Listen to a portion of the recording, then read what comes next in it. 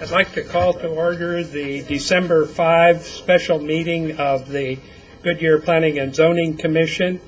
And would you join me in the Pledge of Allegiance?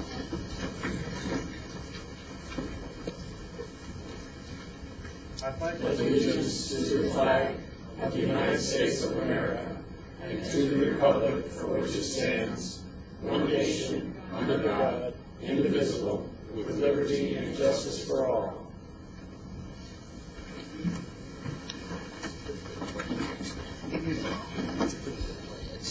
Let the record show that we have all council or commission members present, with the exception of Chair Mr. Geltzer, who's on leave. Next item of business will be another item, but if you wish to speak on any subject tonight that's on the agenda, there are cards outside, and would you please fill them out and hand them to the secretary and indicate which item you'd like to speak, the topic. Next item of business is the minutes of the regular meeting of Planning and Zoning held on November 14, 2007. Are there any changes or additions to the minutes? Hearing none, I will entertain a motion. I make a motion that we approve the minutes of the commission meeting held November 14th, 2007. I'll second. That was moved by Commissioner Miller and seconded by Commissioner Loretano. Yeah. It's all right. I didn't know who she was either. I just stopped by. All in favor? Aye. And are there any ex parte communications that should be noted for the commission? Not here.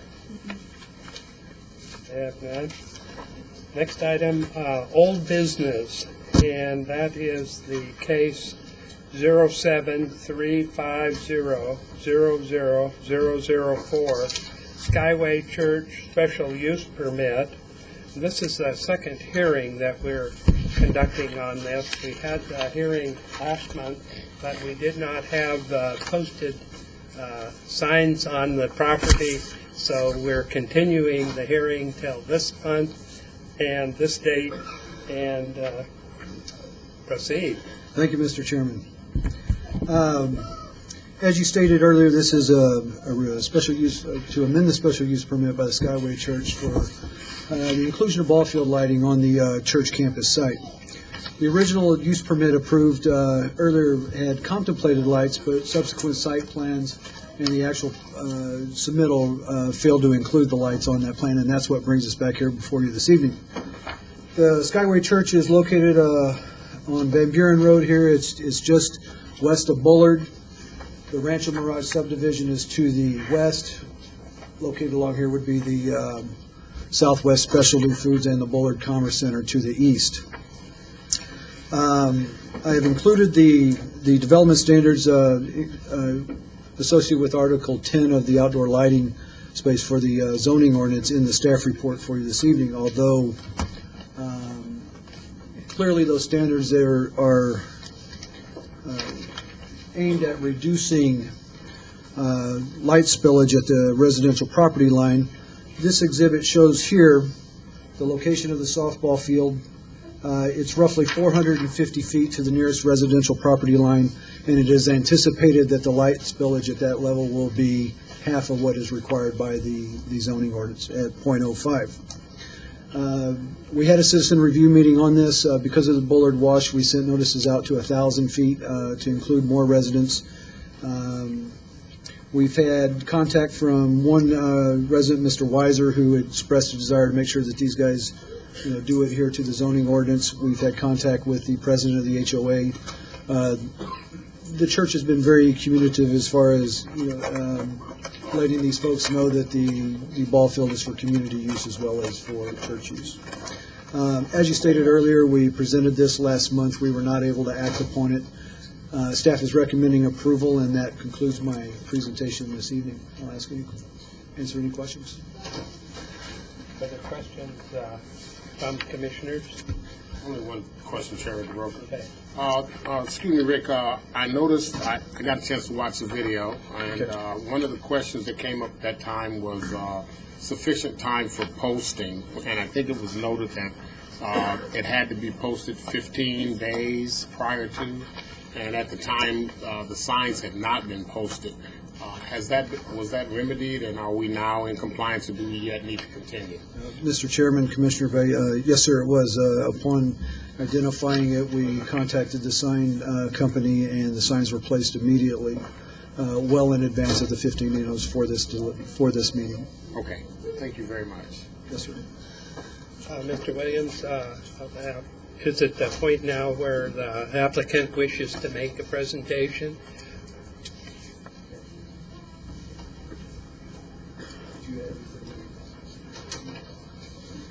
Okay. All right.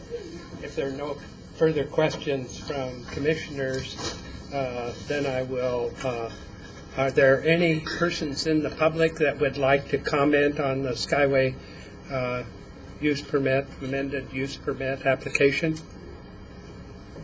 Hearing none, I will then close the public hearing and ask for commission discussion. No discussion. I will then ask for commission action. Mr. Chairman, I'll move that we approve case number 073500004 for approval with the agreed upon stipulations. I'll second. Commissioner Loretano moves the approval, and Commissioner Bay seconded. All in favor indicate by saying aye. Aye. All opposed, same sign. Motion carries 6-0.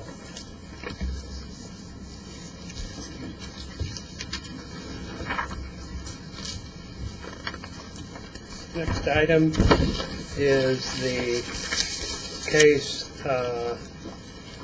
06-200-00012 Palm Valley 303 rezoning.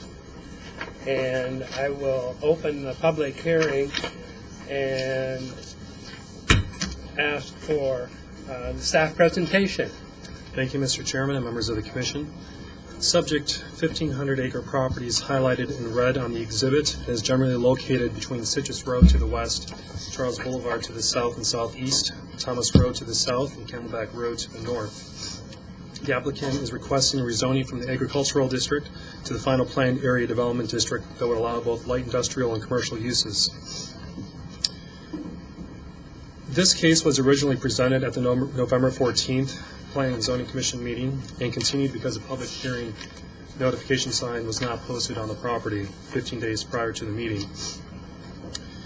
At that meeting, the presentation was still made and the residents still were able to speak. And one of the neighborhood residents relayed concerns that he had about building heights along Charles Boulevard. Since that meeting, planning staff has worked with the applicant to address these issues. The P80 now contains additional setback requirements for any building greater than 30 feet high, which is adjacent to a residential district. Staff believes that the setback standards that have been created for this P80 will reduce the impact of the developments on adjacent lots. A citizen review meeting was held on October 24th, 2007. At that meeting, the residents were primarily concerned, or rather interested in learning about the type of developments in Palm Valley 303, and they also had questions about building heights. Staff is recommending approval of this case and is available along with the applicant for any questions. Thank you, Mr. Canning. Are there questions from commissioners? Mr. Bay. Mr. Canning, I noted that there were some concerns about building heights and setback restrictions. You also noted that you had addressed those items working with the applicant. What kinds of changes were made, and are they being included in any of the documentation provided to us and to City Council? Mr. Chairman and members of the Commission, the P80 Development Standards are contained within the P80 book, and this exhibit demonstrates additional setbacks that would be required for any building that's adjacent to a residential district that exceeds 30 feet high. In this example up here, a distance of 275 feet is shown between the residential property line and the building that's immediately adjacent to a residential district, and that distance of 275 feet is measured from the residential property line to the building, and that's for a 75-foot high building. And the example below lists what the setback would be if the street separates the residential use from the commercial or industrial use. So if a 75-foot high building was proposed, then a total distance of 271.5 feet is required. The standard that's used is if the building is immediately adjacent to residential, or if the parcel is immediately adjacent to residential, then a 5-foot setback for each building height, for each 1 foot in building height over 30 feet would be required. And if the commercial or resident or commercial or industrial development was separated by a street from the residential district, then a 3.5 to 1 ratio would be used.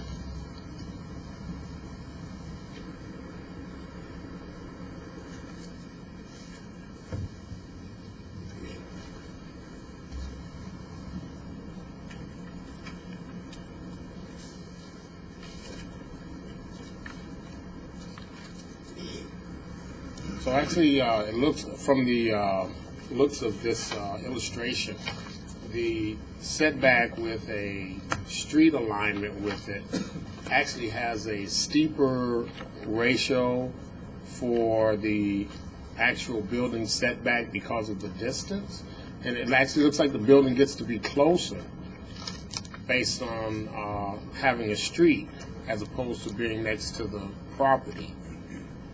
Mr. Chairman, members of the Commission, it's slightly closer, but it's pretty negligible when you compare 275 feet to 271.5. That's the word I wanted to hear. Thank you very much. Thank you. Okay. No further questions from commissioners. The applicant, Mr. Ellington, do you wish to make a comment?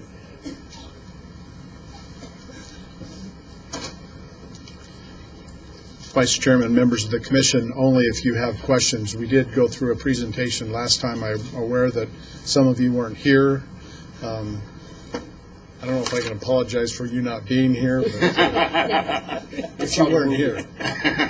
But if you have questions relative to any aspect of this, I would be glad to answer any questions.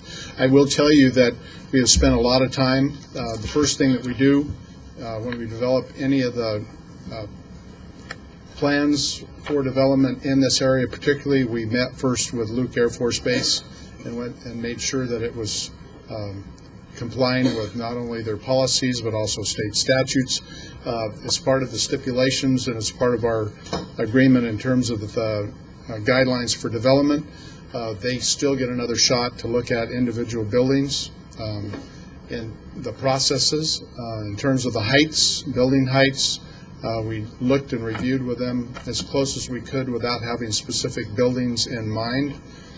We currently have a building in what we are now referring to as phase 1 of this project that's already been zoned.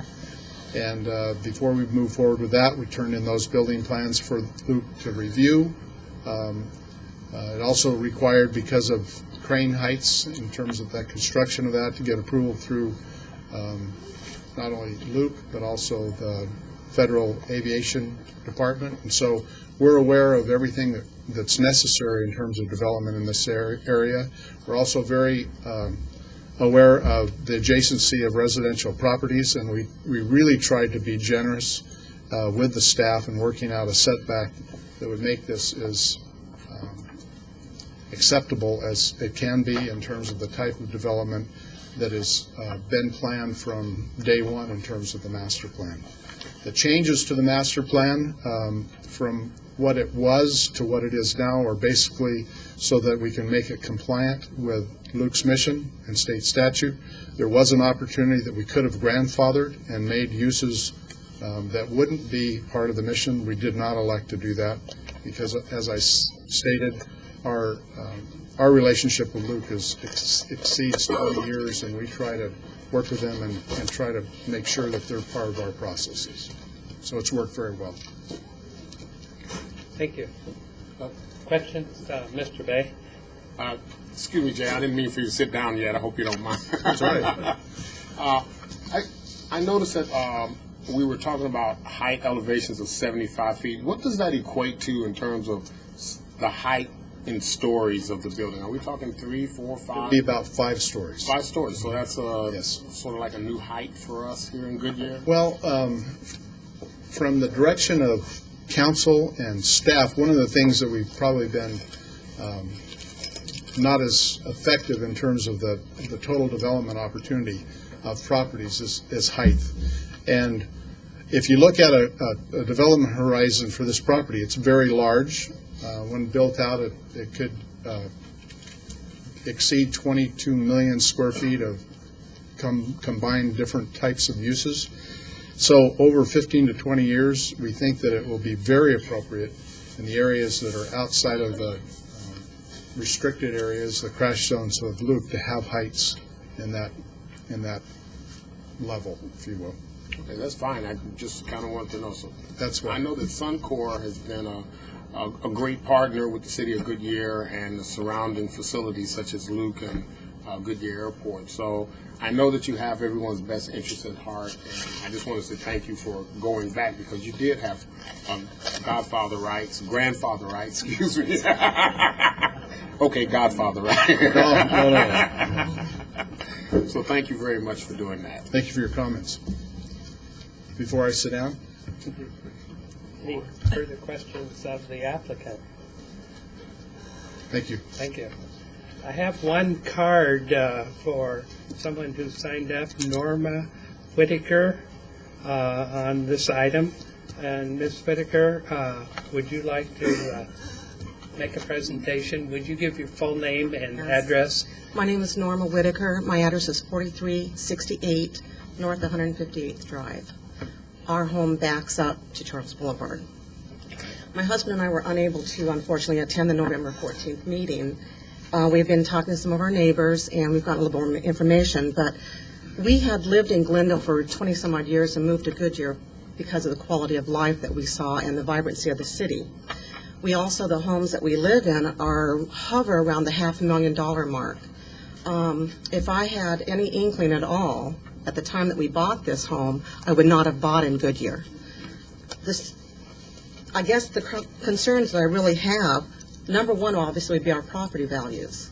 It's an investment. We want to live here. We want to stay in Goodyear. So it's a huge investment for us.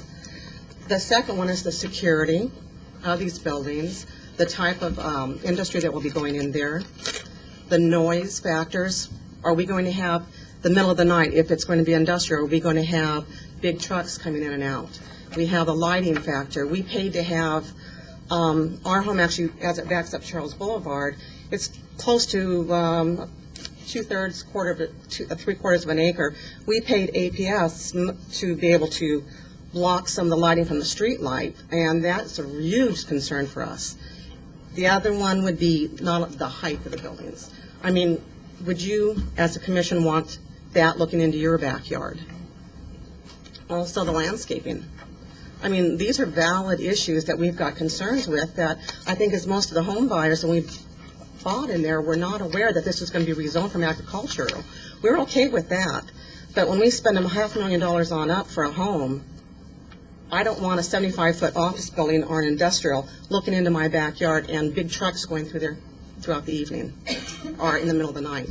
So those are my concerns. And I noticed on here, too, that you had subject to stipulations.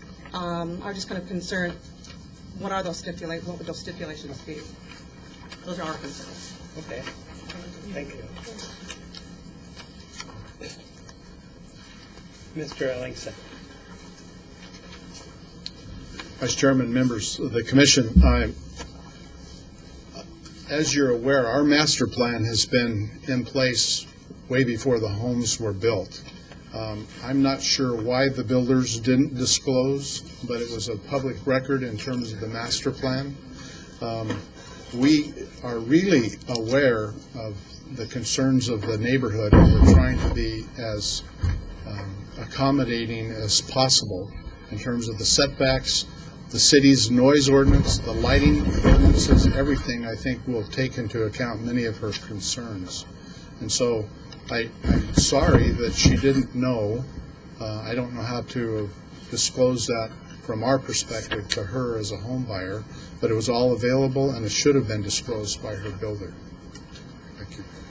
Okay. Thank you. Mr. Williams. I can address one of the issues because I had a concern. I live in Pebble Creek, so I'm close, so I know the area.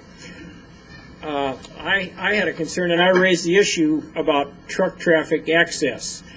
And the developer agreed that they would encourage the truck traffic to access it through the 303 and Camelback, not from Pebble Creek Parkway. And there is, in fact, signs today posted on Pebble Creek Parkway that says no truck traffic between McDowell and Indian School.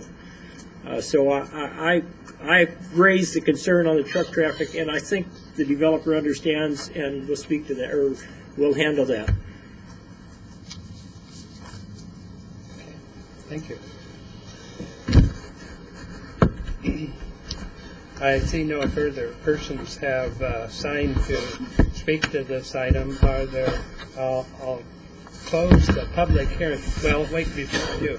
Is there anyone else who wishes to speak on the rezone of the Ag District to the final planned area development for industrial and commercial? Yes, ma'am. Would you? Yes. Would you come up? Would you give your name and your address, please? It's Teresa Myers, and I'm 4380 North 158th Drive. And my question is, what is the time frame for this? Is it 5 years? Is it 6 months? Is there a certain time frame for this area that we're going to be seeing? Mr. Ellingson. Vice Chairman, members of the Commission, what a wonderful question. I wish I could answer it specifically. The development horizon is probably 15 to 20 years. Will it start immediately? No.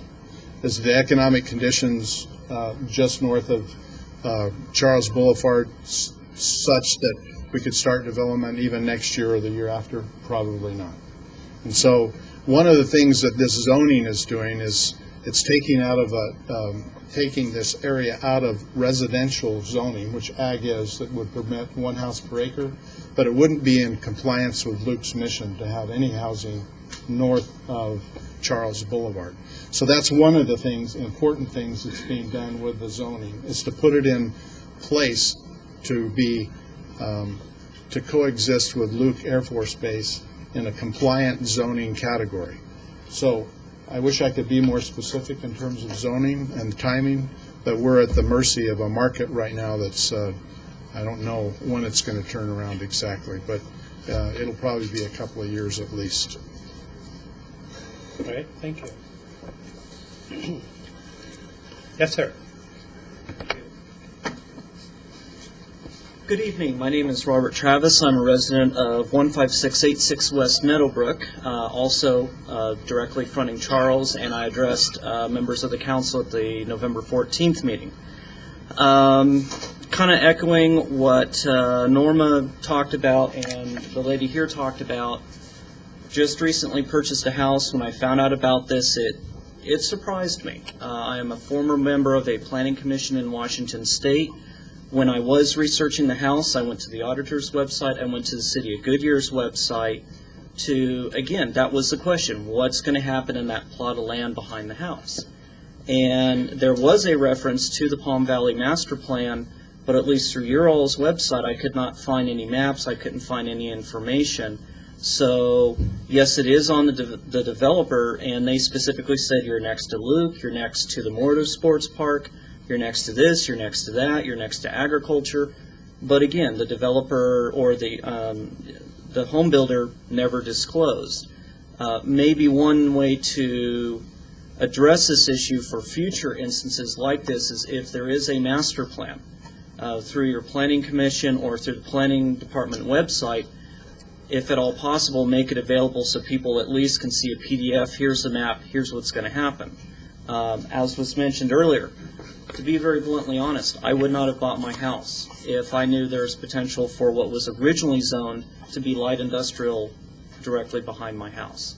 I would have at least looked very seriously at buying in other areas, other towns, whatever, if I knew that there was going to be light industrial behind. I would like to compliment Jay and Suncor. This is now the third meeting I've been to in regards to this. He is listening to our concerns, and he is addressing them. And I also realize Suncor is in the business. They want to develop land for better use. They have all rights to do it. We're all just wanting to make sure that it is something that we as citizens and residents can also live with and not feel unduly impacted by. Thank you. Thank you. Questions? Anyone else who wishes to comment on this item? Yes, sir. Would you come forward, give your name, please, and your address? My name's James Freeman. I live at 4354 North 159th Avenue in the same area. And just to reiterate, if I would have known about the rezoning, I would have had second thoughts on my purchase.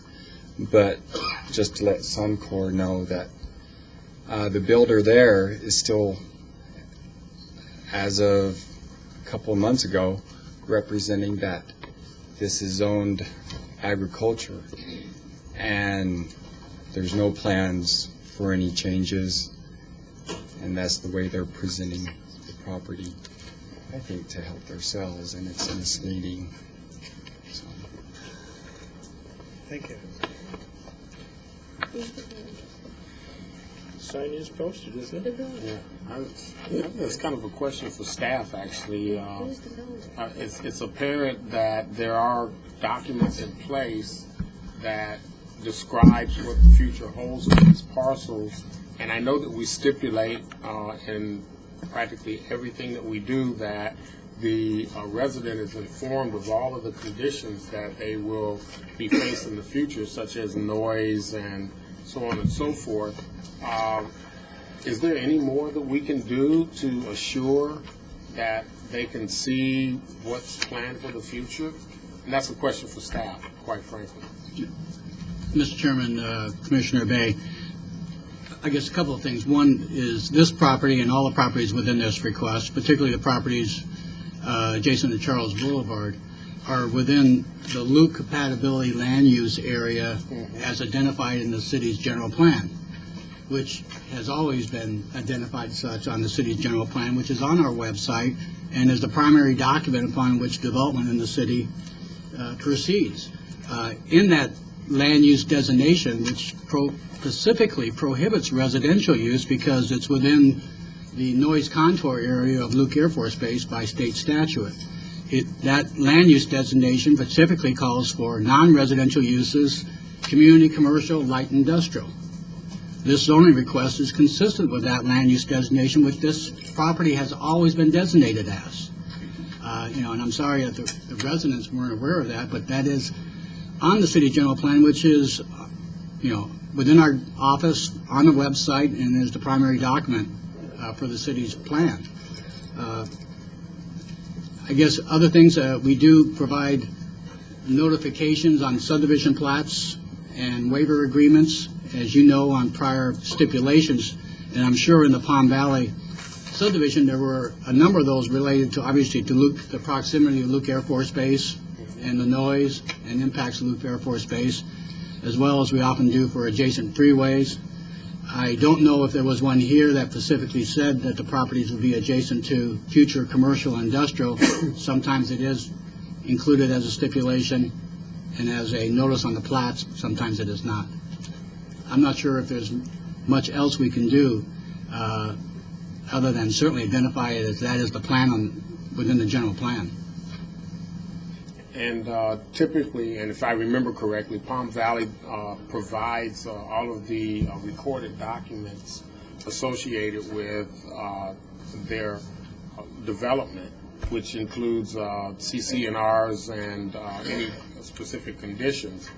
So I guess, I don't know, I guess I'm concerned because we do so much to try to inform everyone, but still somehow it doesn't seem to be enough. There's always something else that, some other component that we're missing.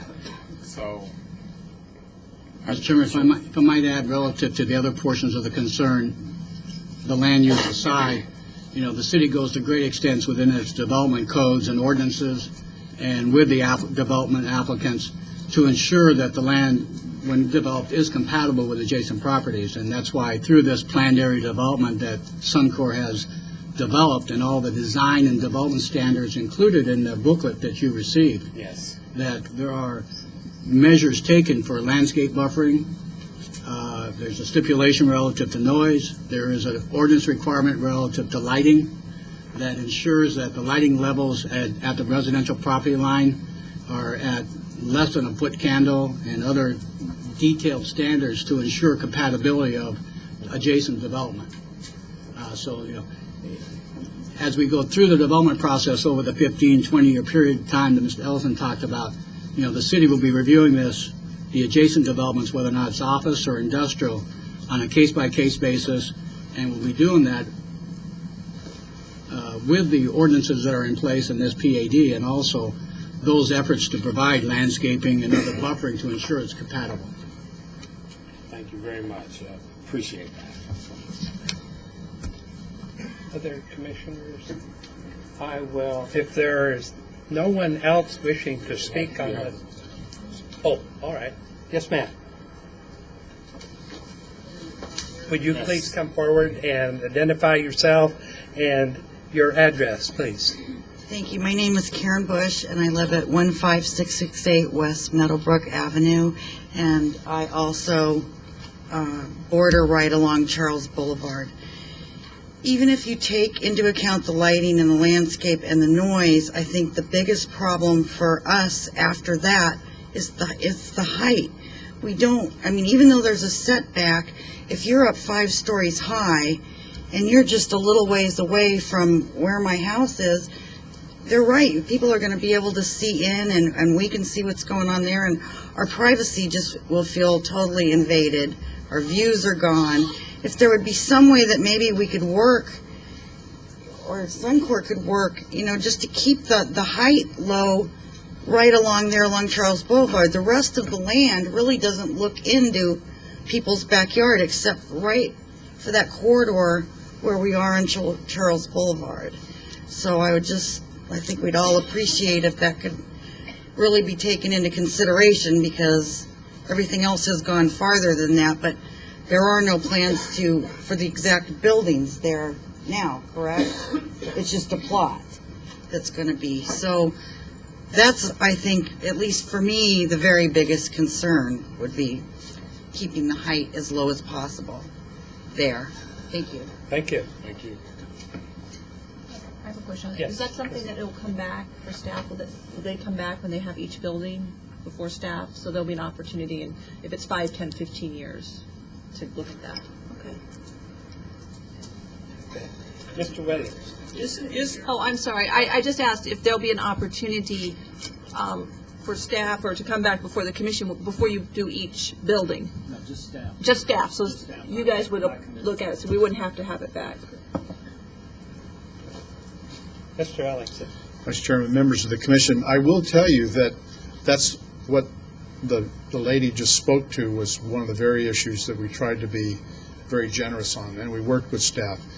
In terms of the setback, it's for every foot of height, if you're adjacent to, which Charles Boulevard isn't immediately adjacent, it's got a street, and then 30 foot of landscaping, and then you start the calculation in terms of further setback in terms of what would be appropriate to shield them from intrusion from view.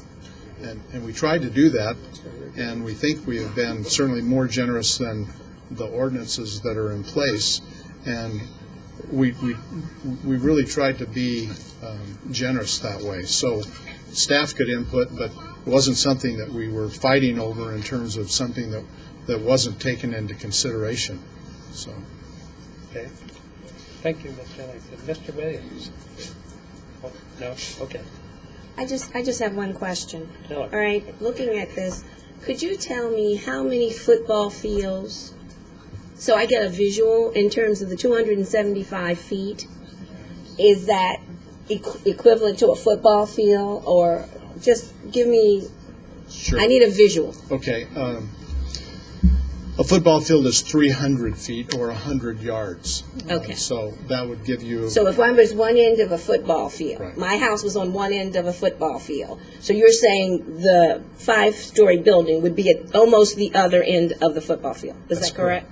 Thank you. Thank you. Okay. Anyone else in the public that wishes to comment on this item? Yes, ma'am.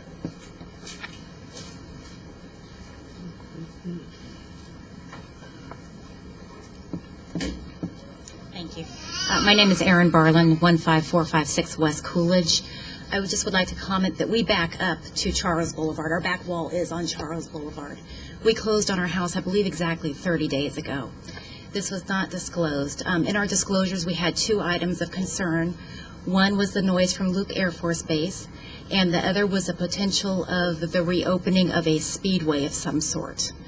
And so I'm a bit surprised with this being essentially in our backyard, that we were completely unaware of it 7 weeks ago when we signed the contract on this house as out-of-state buyers.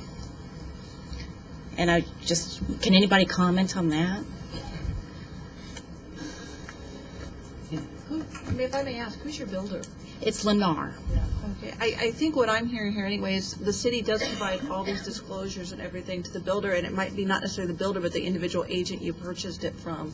Well, I'm talking about in the Homeowners Association handbook, it disclosed the potential noise issues, the potential, just all the potential issues really that could be detrimental to our property values.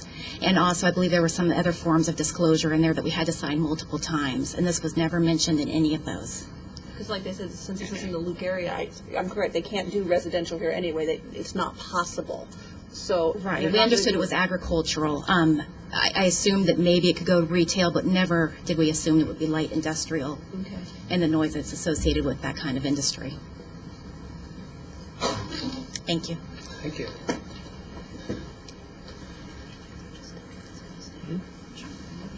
No further public comment. I will close the public hearing on this item and ask for commission discussion or action. Chairman DeBroke, I'd like to make a motion that we approve case number 06-200-00012 as it is appropriate use and zoning for this land, and also that it complies with all the stipulations provided herein. And I would like to second the motion with the comment that everybody should be aware that both the staff and the commission have raised and discussed at length with the developer those 2 issues, the truck traffic and the buffering of the multi-story buildings from the residential area. And our past experience with this developer is that they are very sensitive to buffering from nearby areas. With that, I will second the motion. All right. Motion made by Commissioner Bay and seconded by Commissioner Williams. And any further discussion? All in favor signify by saying aye. Aye. All opposed, same sign. Motion carried.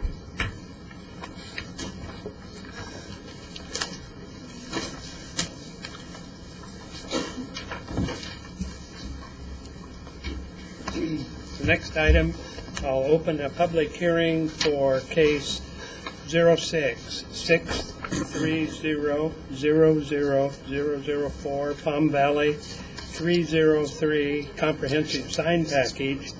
And I'll open the public hearing and ask for a staff presentation. Thank you, Mr. Chairman and members of the Commission. The applicant is requesting approval of a comprehensive sign package for Palm Valley 303, a 1,745-acre industrial and commercial development. The comprehensive sign package proposal addresses building-mounted signage and 9 different types of freestanding monument signs. The projected exhibit shows the location. I just don't have that here. Please bear with me just one moment.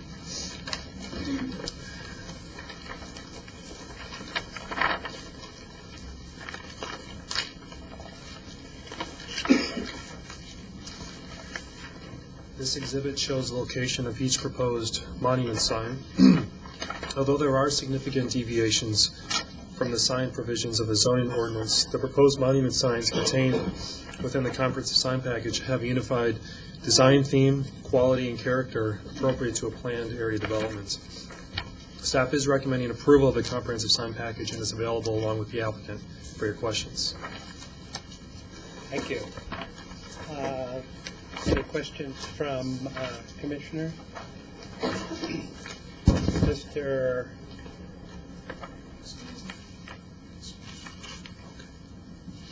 Okay, Mr. Chairman, members of the Commission, just needed to clarify that any freeway signs that are shown on this exhibit would have to be approved through the special use permit process. All right, thank you.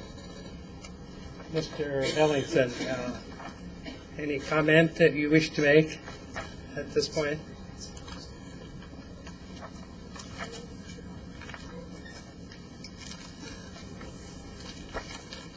Vice Chairman, members of the Commission, not unless you have specific questions, I would be glad to answer any that you may have. Thank you. I see none. Thank you very much. Is there anyone in the public that would like to comment on this comprehensive sign package? I don't have any cards, so seeing none, I will close the public hearing and ask for commission discussion or commission action. Mr. Chairman, I move that we recommend approval of case 06-630-00004, the comprehensive sign package for Palm Valley 303. I second. Motion made by Commissioner Louts and seconded by Commissioner Miller. And all in favor of said motion signify by saying aye. Aye. All opposed, same sign. Motion carried, 6-0. Thank you.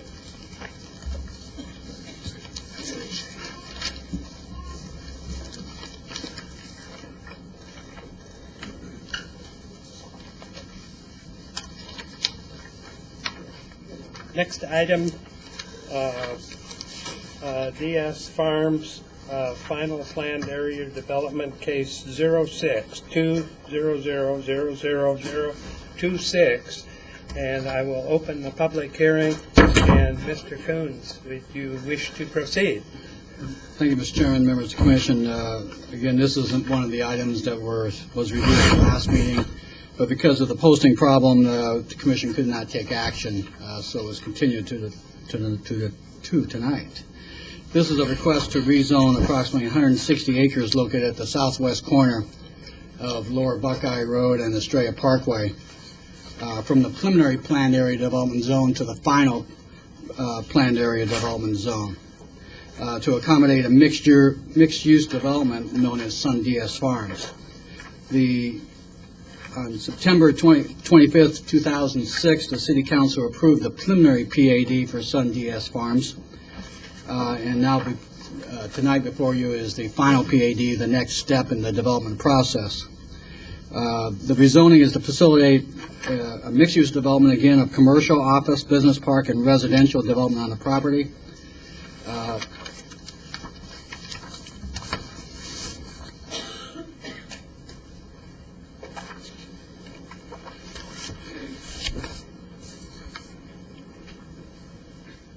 This is the final PAD for Sun DS Farms. The residential component contains 3 parcels of single-family residential development. Lot sizes that in parcel 1 that are 6,900 square feet, in parcels 1 and 2, and approximately 6,000 square feet in parcel 3. Those lot sizes are equivalent and equal to that which adjoins the Sun DS Farms development. The planned area development also includes a 18-acre commercial parcel at the southwest corner of Lower Buckeye Road and Estrella. It also contains 2 business properties along Elwood Road and 2 office parcels along Estrella Parkway. The final PAD is consistent with the light industrial, community commercial, low-medium density residential, and low-density residential designations as contained in the city's adopted general plan. Again, the Planning Commission heard this at your last meeting. At that meeting, one resident to the north asked some questions concerning what would be developed on the commercial property. The commercial property is intended to be a typical standard neighborhood commercial retail uses. He also asked a question concerning the large tree on the southwest corner, which is not really a tree, but a large tamarisk shrub bush that's grown quite big and is also an invasive species. One other aspect of this, as you note and we discussed last meeting, is Lower Buckeye Road does not continue through to the west. Back when the adjacent subdivisions were developed, the decision was made at that time, obviously by the lotting pattern, of not to continue Lower Buckeye to the west. It will come from Estrella, come into at this point and stop, and then T to the north into the existing development, Estrella Vista, I believe it is, and then south into Sun DS Farms. There'll be a pedestrian connection in this area from this point over to the west side. That's existing street right-of-way that will be maintained. It'll be landscaped by the developer and improved as a pedestrian path to provide connection through the neighborhood. With that, Mr. Chairman, staff is recommending approval subject to the list of stipulations contained in the staff report, and I'll be happy to answer any questions, and the applicant and his representative are here also to answer any questions. Okay. Mr. Williams, question.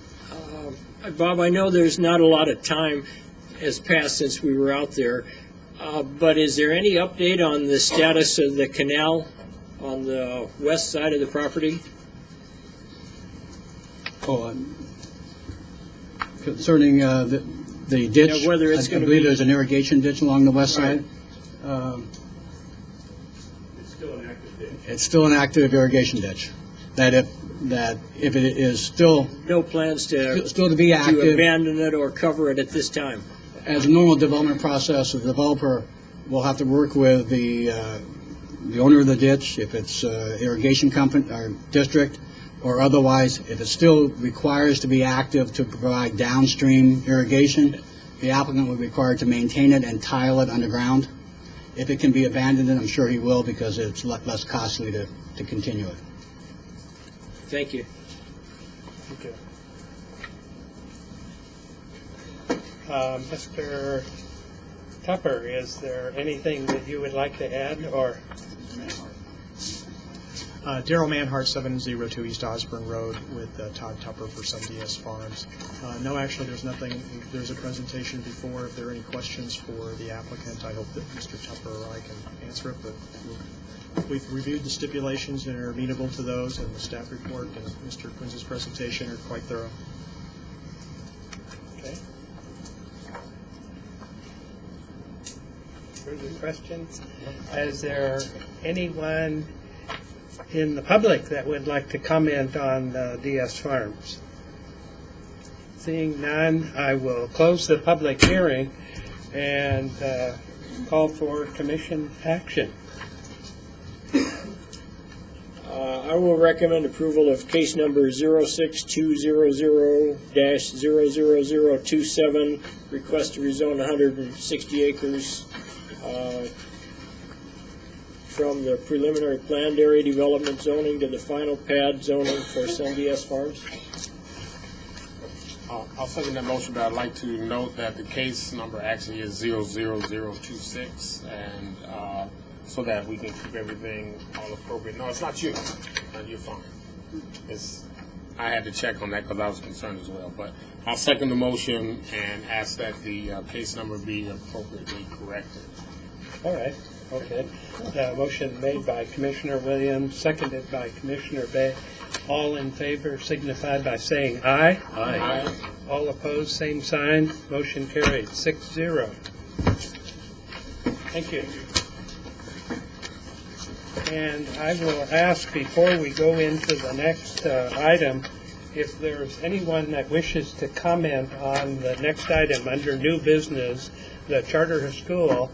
There are outside on the table comment cards, and if you would like to talk on this subject, would you please fill out a comment card, and I'll open the public hearing then at this point and ask for the staff presentation. Mr. Canning. Thank you, Mr. Chairman and members of the Commission. Subject 5.6 acre property is highlighted in red on this exhibit and is generally located at the southwest corner of Lower Buckeye Parkway and 161st Lane. The applicant's request is for a special use permit to construct a 600-student public charter high school on a commercially zoned parcel. A citizen review meeting was held on September 26th for this request. At that meeting, there were approximately 35 to 40 residents who attended. Their primary concern was with the parcel size and the proximity of use to their homes. The residents did not believe that 5.6 acres was large enough to handle 600 students and their parking needs. The residents were also concerned with the traffic impact and the limited on-site parking. They believe that students would park in front of their homes on their streets because of inadequate parking facilities. Because this request is for a special use permit, the applicant must demonstrate that all special use permit criteria, as contained within Article 4 of the zoning ordinance, have been met. Staff has evaluated the applicant's proposal against the criteria and believes that the project fails to meet those standards. Specifically, staff believes the parcel size is too small and that the use is too close to the residential neighborhood. High schools typically locate on parcels that are at least 40 to 50 acres. This site is 5.6 acres. Staff also has concerns with the traffic generated for this type of use. The traffic report states that 246 vehicle trips per hour at the peak hour will be generated in the morning. A total of 1,026 trips per day will be generated by this site. The full evaluation of this request is contained within the staff report. This concludes my presentation. Staff and the applicant are available for any questions. We'd also invite the public to speak tonight. Okay, thank you. I think before we have the public speak, why don't we have the applicant, before we get there, are there questions of the staff on this item? Mr. Bay? Commissioner Bay. Mr. County, if you would please, I understand that originally that this parcel of land was zoned as mixed use in the original preliminary development plan, and immediately adjacent across the street we have a park and a school/park, which is indicated in blue on this particular exhibit. I guess my question and my issue and concern would be if we have these issues for a charter school which is across the street from what may very well be the same type of institution, whatever type of school, high school, middle school, junior school, it looks as though we'll have these same issues before us for that area as well. And so my concern here is, are we really looking at an inappropriate use, or what is our real issue here? Because I'd like to get some clarification as to why we are not supporting. Mr. Chairman, members of the Commission, to address your first question, This site right here is intended for an elementary or middle school. Those type of schools generally locate on sites that are around 15 acres. Okay. Staff doesn't believe that as many issues will be present on this site as there are on this location, as there are at this site. Okay, so what separates them actually is a major thoroughfare that keeps them separated, and that's really the major concern, that there's a safety issue in terms of the actual use of the property? Well, there are a number of issues. High schools, as shown in the report, don't typically locate within neighborhoods. They're on arterial streets, and so the regional traffic that a high school generates will then not go into the neighborhood. Okay. Okay. I see what you're saying. All right, thank you. I have these concerns, because you've got this whole area is parks and schools. So I just wanted to make sure that what we're doing is looking at real reasons for denying the special use permit. So thank you very much. Commissioner Hayes.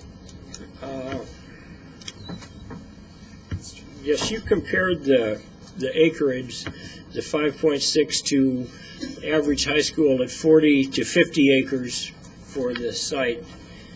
But I guess I wonder in this case if that's a valid comparison. I'm not sure that 5.6 acres is enough, but still the average high school has very large athletic facilities, a football field and baseball fields and all of that included in the 40 to 50 acres, don't they? And I'm not sure exactly what kind of facilities this school is, but I understand it's going to be a small college prep school, and I don't believe there will be a football field, so I don't know what the right number of acres to compare it to, but I think 40 to 50 might not be a valid comparison. Mr. Chairman, members of the Commission, proportionally, if you were to compare the size of this site with the number of students with the traditional 40 to 50 acre high schools and their number of students, it doesn't match. A much larger site is needed for 600 students. The site plan at the present time just barely meets the minimum requirements. I think the applicant has exceeded the required amount of parking spaces maybe by 10. I don't know the exact figure offhand. There's really no space for overflow parking at this site. There's no on-street parking. There's no athletic fields or other temporary facilities for vehicles to park. That's a major concern that staff has, especially if the school holds special events. There's not enough parking for the extra vehicles that would or the extra traffic that would be generated. Was it one other point I wanted to make too, but did you have any other question? Mr. Chairman, if I might add, I would agree with Commissioner Williams. That a direct apple-to-apples comparison with a public high school and at 40, 50 acres is not correct, because this type of school, as they in their curriculum, do not plan open play fields, which is a lot of that acreage. But staff did analyze it relative to the number of students and the overall building size, and determined that the size of the property was insufficient for adequate buffering to adjoining properties, for parking for students as well as faculty and guests, and in conclusion that basically while the applicant may be able to meet the minimum requirements in all of those areas, in doing so it kind of makes the property just insufficient in size to provide needed buffers to ensure compatibility with adjoining properties. And as well as the other points in the staff report concerning traffic and the availability of other parcels of greater size in the neighborhood that could facilitate this use in a more compatible manner. Mr. Bell, thank you. Do we know what type of education they are proposing for this high school? I mean, is it they're coming here to play music? Are they, are they going to do, knitting? I mean, what?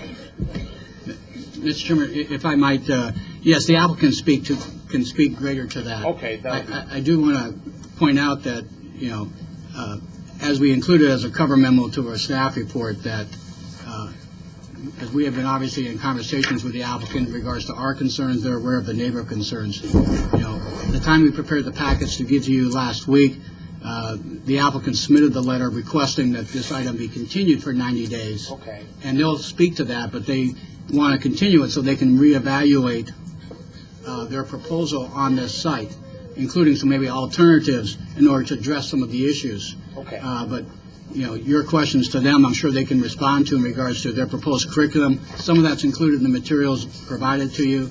It is a college preparatory, but and that's what we're here tonight. If you have questions of the applicant, certainly to do so, and the residents in attendance can ask questions. But the applicant has requested a continuance so they could work through some of the issues and reevaluate the proposal. Okay. Thank you very much. Okay. Any further questions of staff at this point? Let's then ask the applicant to come forward and speak, and then we will have a public comment period. So, sir, go ahead. Sure. Would you state your full name and address? Absolutely. My name is Aaron Kindle. I'm with Imagine Schools. My address is 18052 North Black Canyon Highway in Phoenix.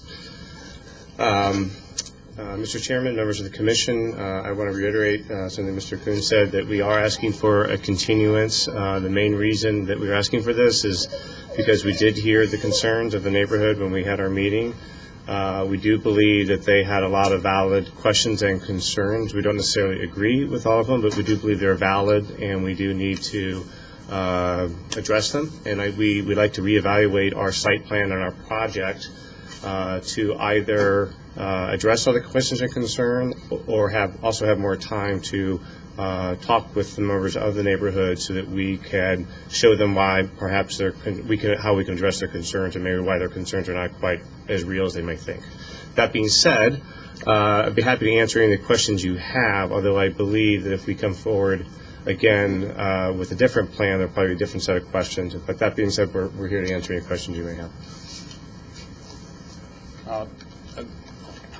Go ahead. I'm sorry. Mr. Commissioner Bay. Thank you. I did kind of browse through. Thank you, Mr. Coons. I did kind of browse through the narrative for the school, and I guess my concern is that it just seems like it's sort of a technology, science, engineering sort of environment, and it seems like the types of students you're going to have there are more intellectual, mental, testing, researching, those types of activities, and I guess my concern was, I mean, are we looking at the type of quality education that they can do in that type of facility that really would have a negative impact on the neighborhood? Are they actually truly going to be safe in a smaller space, or are we actually trying to just sort of force a hand into a small glove, if you will, and try to make a facility fit for a small land use?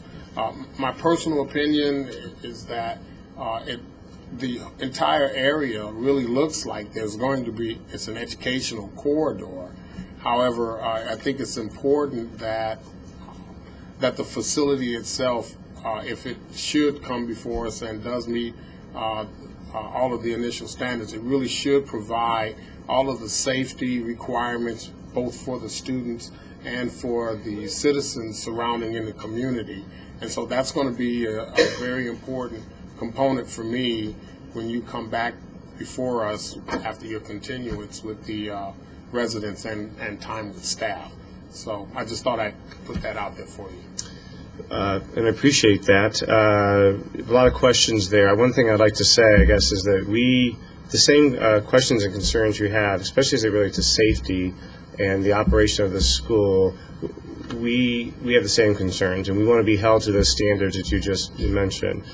We operate around 51 public charter schools around the country. We educate about 25,000 students, and I can tell you at every single one of those campuses that safety is a paramount concern, and we put a lot of effort into planning for that ahead of time and communicating with parents and working with them, both as it relates to traffic and safety and just general safety and welfare of the students. So it's a very, very high priority for us, not only because parents trust us with their students, and we want to be good members and good neighbors in our communities that we serve. That's very important to us, but also because our parents will hold us accountable for those things. We are a school of choice. Parents choose to come to our school, and they can choose to leave. And if we do not do those things and we do not meet those standards, the parents will leave. And that is our revenue stream, and we will have a difficult time continuing to operate that school if we don't meet those standards. Excuse me for interrupting. You know that you had 51 such facilities across the nation. Did I hear you correctly? Yes, sir. Do you have any comparable facilities that you have? Say, for example, you have a like facility in a neighborhood out of the 51 schools that you could bring before us and discuss how that operates and how that functions? We certainly could do that when we come back and forth. I will say this, that we do, the comparison made before, I do agree it's not it's not a very good comparison. I think it's valid to bring it up and to discuss it and compare it. This is a very much smaller school than you see at typical high schools. It's 600 students. Most high schools, public high schools, are well over 2,000. Mr. Coons is correct. We're not going to have a football team, so we will not have a stadium or a field, and we will have some athletics, but nothing compared to what you would see at public schools. So I'll list a lot of the facilities that you would need to provide those programs we will not have. Our goal is to provide a college preparatory school curriculum and environment. There will be a lot of technology there. We plan to invest a lot into that, into the facility and the technology. However, it is not a technology school. It is a college preparatory school, and the technology is mainly an instrument for two things. One, to provide a more individualized type of instruction at a very high standard, but also to provide students with a more hands-on approach and a project-based approach where they'll have lots of opportunities to work collaboratively with other students, more like what they would see in the professional environment. So it is a unique approach to educating students with very, very high standards, and it is, like I said, a school of choice. We'll market it as such, and we believe that we will attract those types of students. But there were a lot of concerns at our neighborhood meeting about the type of students, and one of the concerns that brought up, and I think it's valid to bring up, is that I think the neighbors were concerned that even though that's the school that we intend to have, that we cannot control the students that will come. That has not been our experience at the other schools that we operate, but I do understand the concern. One of the things that we are going to consider, because one of the chief complaints we heard was that it's not so much they're against the school or against what we do as so much as they have an issue with it being a high school and students driving in those neighborhoods. So one of the things we're going to explore when we reevaluate this and come back is would an elementary school work better? We operate elementary schools and high schools. We educate students in K through 12. I will say the majority of our schools are elementary schools. That's largely a product of where we are as an organization. We opened up our first school about 7 years ago. Our intent has always been to start with elementary schools, then eventually develop high schools that they can feed into. We are at a point now where our students are in 8th grade, they need high schools to go to, and our parents are asking to provide that. So we do have many more elementary and middle schools than we do high schools, clearly. But 7 years ago we had no schools, and the ones we're operating now work very well. Performance, both academically as well, safety and welfare of the students in the neighborhood also performs well, and that's a product of the planning that we put into it, but also because we're basically an organization of educators. We have about 2,500 employees, about 95% of those are teachers. So we have a lot of experience at running schools, not just teaching students, but the operation of the school, including safety and traffic and those type of issues as well. But when we do come in front, to answer your question, when we do come back in front of the commission, we'd be happy to provide some comparisons of other schools that we operate. That would be wonderful. That would be wonderful. Thank you very much. Can I ask one question? Absolutely. You said you started with, I'm sorry, somebody ahead of me? Oh. No, go ahead. Okay, here's my question. You said you have a track record with elementary schools and middle schools or junior highs. We have a greater track record. A greater track record. Yes. So my question is, are there your charter schools in this specific neighborhood? You said your parents want high schools for their kids to go to. So my question is, do you have a charter school in this neighborhood where these parents want this high school? Not in this neighborhood, no. We have an elementary that we're developing nearby in Avondale that will be close enough for students to feed into this, and we're also in an effort to develop a high school not too far from here as well. So we're actually trying to develop 2 elementary schools nearby that would feed into this. Our closest campus is on 67th Avenue and McDowell. So these would not be children from your schools? Initially, no. Okay. Oh, I'm just reminded of something. We do have some families who live in this area who attend our schools. So anyways, some of those families, I mean, the majority of our families do come from a close proximity where our schools are located, but we have a substantial number of families that travel pretty far to get to our schools because they like the option that we offer. Some of those families do live in this community. We've talked to them. After the neighborhood meeting, one of the things we did is we got this addressed up to those families. So there are some families that we currently serve that would attend the school. It'd be nice to bring them with you. Sorry. Yes, although I applaud the fact you want to bring education and you're opening a school, I have some great concerns with basically the traffic and the parking and the fact that it's a high school. Even though you say you're just going to let seniors drive, you just hit it. This isn't a local school. There's not going to be like when you compare it to a local high school, you have some kids that walk, some kids that bike, some kids that take a bus, so everybody's not driving. The majority of your students are going to have to drive or be driven to this school. And when that elementary school opens up, you're going to have little kids walking at the same time high schoolers are leaving school. And, granted, your junior and senior high schools are not the best drivers in the world. I have some concerns with them being in this residential area, not just enough parking, but just driving down the residential area when there's small children, that is plotted for an elementary school right there. So I do have some grave concerns about that, about possible safety issues and about the traffic and about the parking. Once you add your staff, your faculty, administration, I just don't see where you're going to put everybody on this space. And you're still going to have most of those children or teenagers be dropped off by somebody, because unless you have a bus system that's going to bring them in, you're talking a lot of traffic bringing into this neighborhood, which is a lot different from a neighborhood school planning it in the middle of a neighborhood. Whereas a neighborhood school, like I said, people are getting there all different ways. A lot of them walk, ride their bikes, so everybody is not akin to one car. So you're probably talking about 600 cars every day going in and out of this neighborhood. So I do have a concern about this. So that's what I would like to see you address to get my support. Okay, and when we come back, we will clearly address that. I will say this: our traffic analysis does not show 600 cars, but I do think we have a system. When you break it down, all the components you talked about, that is staff, visitors, people walking, biking, all those elements. I think we have a plan that works. I understand your questions. Mm-hmm. Clearly, those questions need to be asked, and that needs to be evaluated. But I also think that when we come back, hopefully we'll be able to, with a new design, alleviate a lot of those concerns, and if those concerns are still there, go ahead and address those one by one at that point, because I think they'll just be different at that point than they are tonight. So, but I appreciate your questions. We'll definitely be prepared to address that. Mr. Williams?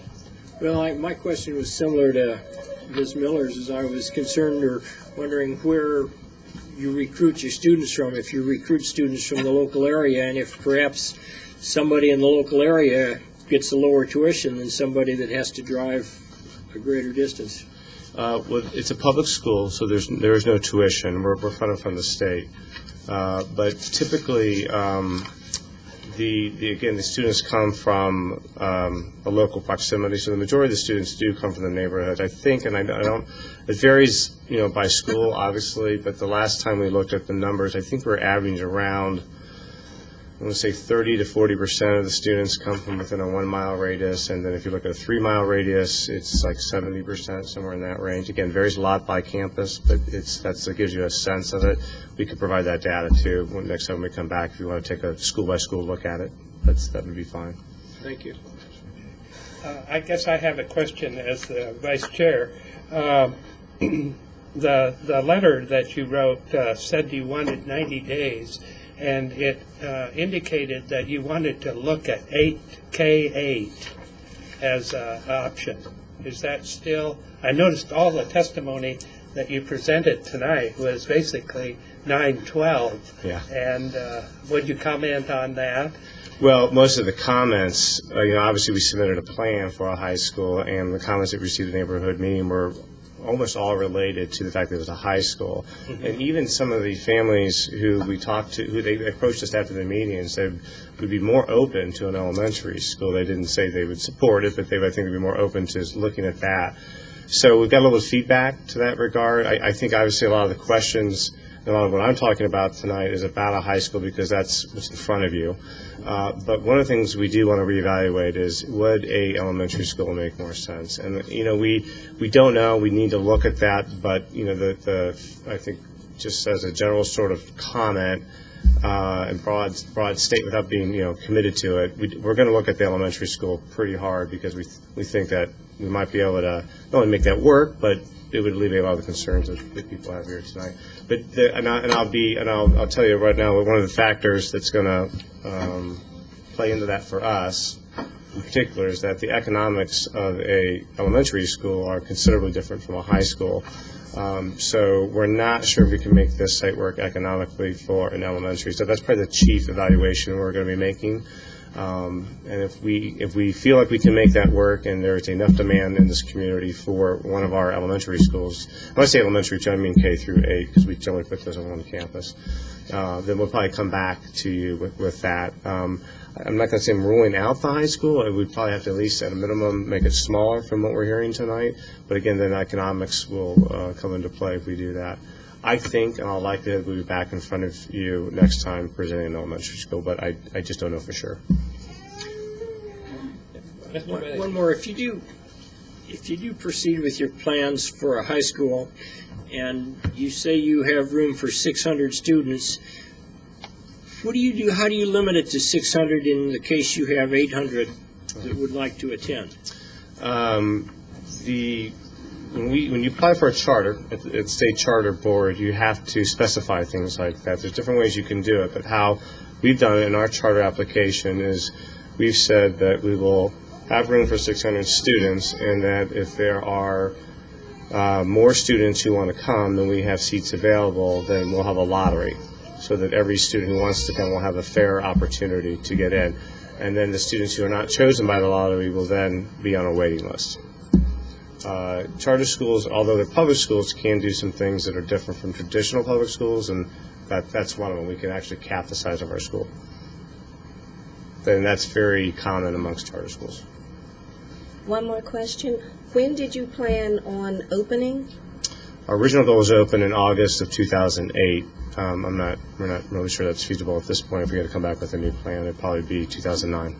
Okay, and so here's my last and final question. So you have a staffing base because elementary school teachers and high school teachers are very, very different in what they require. So you are saying that you're going from a base of having high school teachers, you have that capability of the number of teachers for elementary versus high school? Because they're two different bases. Sure. So you have this cache of teachers, because I know there's a lot of places like to know how you do that. It is challenging from one to the other. Yes, it is challenging to find good teachers these days. That is absolutely true, and that's not just here in Arizona, but across the country. I just want to make sure I understand your question correctly.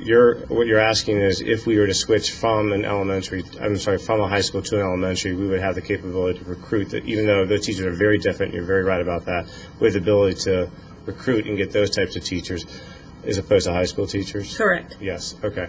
The short answer to that question is yes. We have the ability to do that. Again, we're full operator of full K through 12 schools. So amongst all of those teachers that we have lots of elementary schools and teachers and high school teachers. So at this point, since the project's not approved, we have not started recruiting those types of teachers. So we would just make our recruiting effort when we start that. We would target for those types of teachers opposed to high school teachers. But it is a different recruiting process, absolutely, different credentials, different things like that. And I will say this, we have a very good track record of recruiting teachers. We have more applicants than we do have positions, in spite of the fact there's a teacher shortage. And we're very proud of that record. Any other question? Thank you, sir. Thank you. There are no further questions. Logistically, I see several cards in the back of the room, and would you bring those to the Secretary of the Commission, and we will proceed to hearing public comments then.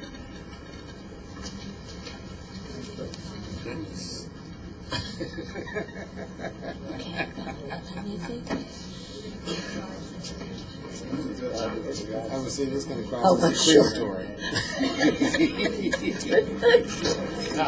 Yeah, okay.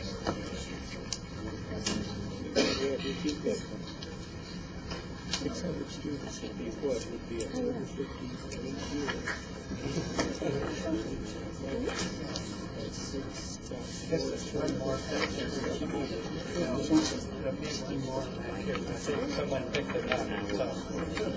As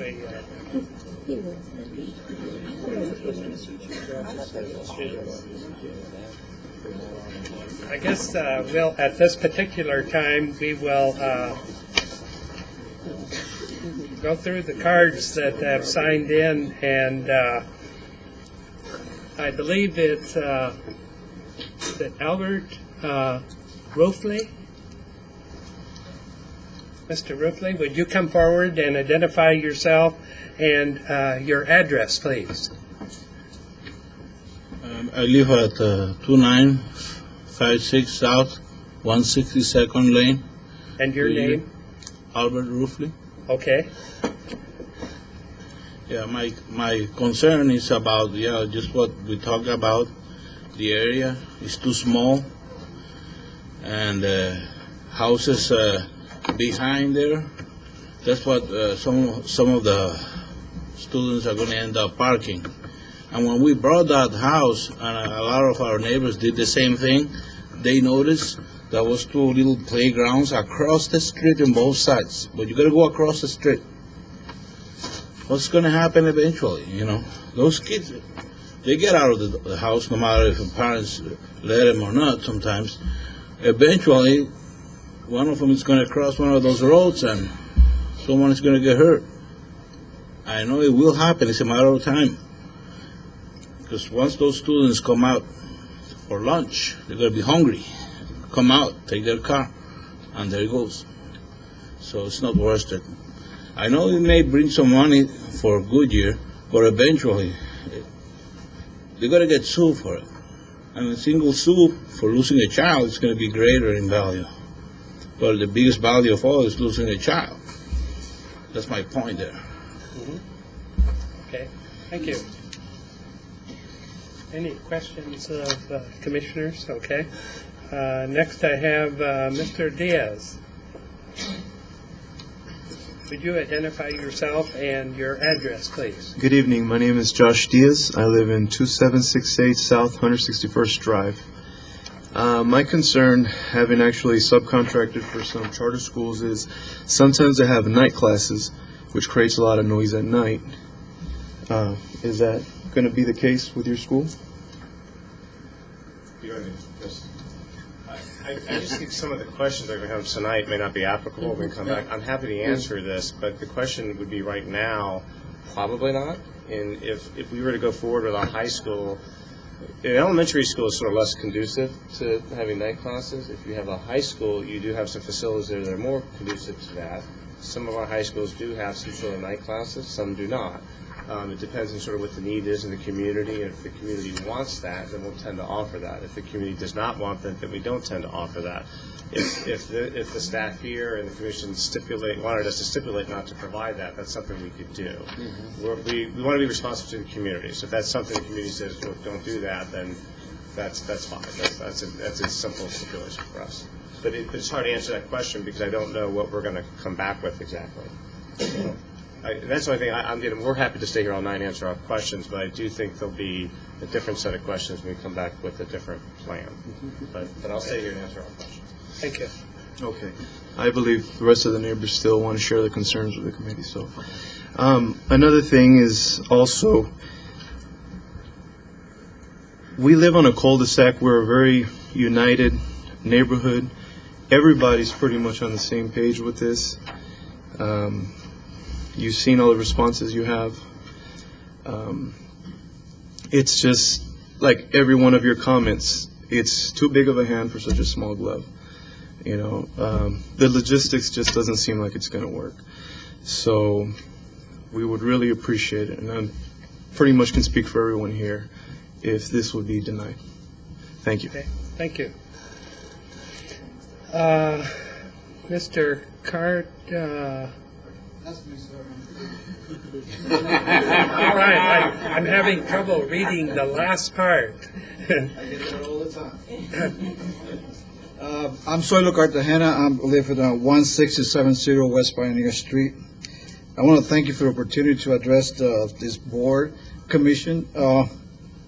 First, I need to say that that this school is in business, and it's my belief that this business is just not needed. It doesn't fulfill anything that the public system can do for us. I do have experience with charter schools, and I would have to say it's not really positive for the most part. I have seen extreme violence. I've seen drugs. I've seen students coming from as far as 15, 20 miles. I've seen recruiting students. It's business, so they need students. Pretty much everything that the public system can supply this particular need that we have. I have a concern with, I need to address the part of the college prep. And it's just kind of like I've said, the college prep. What is the use for the school? I mean, high school, really? Just to graduate people? That's pretty much goes without saying. College prep doesn't do anything for me, really. I mean, just playing with words. We believe that Desert Edge does a good job. And if I was to need people to go to this particular school, there are many within the vicinity that really can fulfill any needs. Any need, I should say. They got the Estrella High School. They got South Ridge. They provide transportation for free, and many students go there. And really, we don't need it. This place is small. The community doesn't support it. We don't need it. We don't want it. We're going to pursue this all the way to the council if we need to. And I have the concern I need to address is the elementary element of this right here, because if I was to go into a place and I'm not wanted, if I can just get somehow there to be invited, once I get invited, I might stay there for a long time and do whatever I need to do. So if it becomes elementary, what is going to prevent them from coming and say, hey, you know what, this is not working out. We're not getting enough business.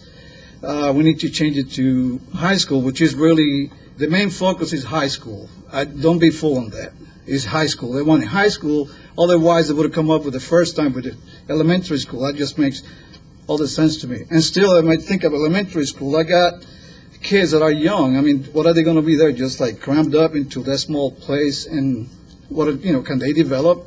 No, I don't think it's conducive to really good education in such a small place. That is for high school as well, for elementary, more for high school. I've been an athlete for all of my life. I still run 4 or 5 miles, no problem. How can I go to high school, but all I do is just go there and study, and I cannot develop my physical fitness?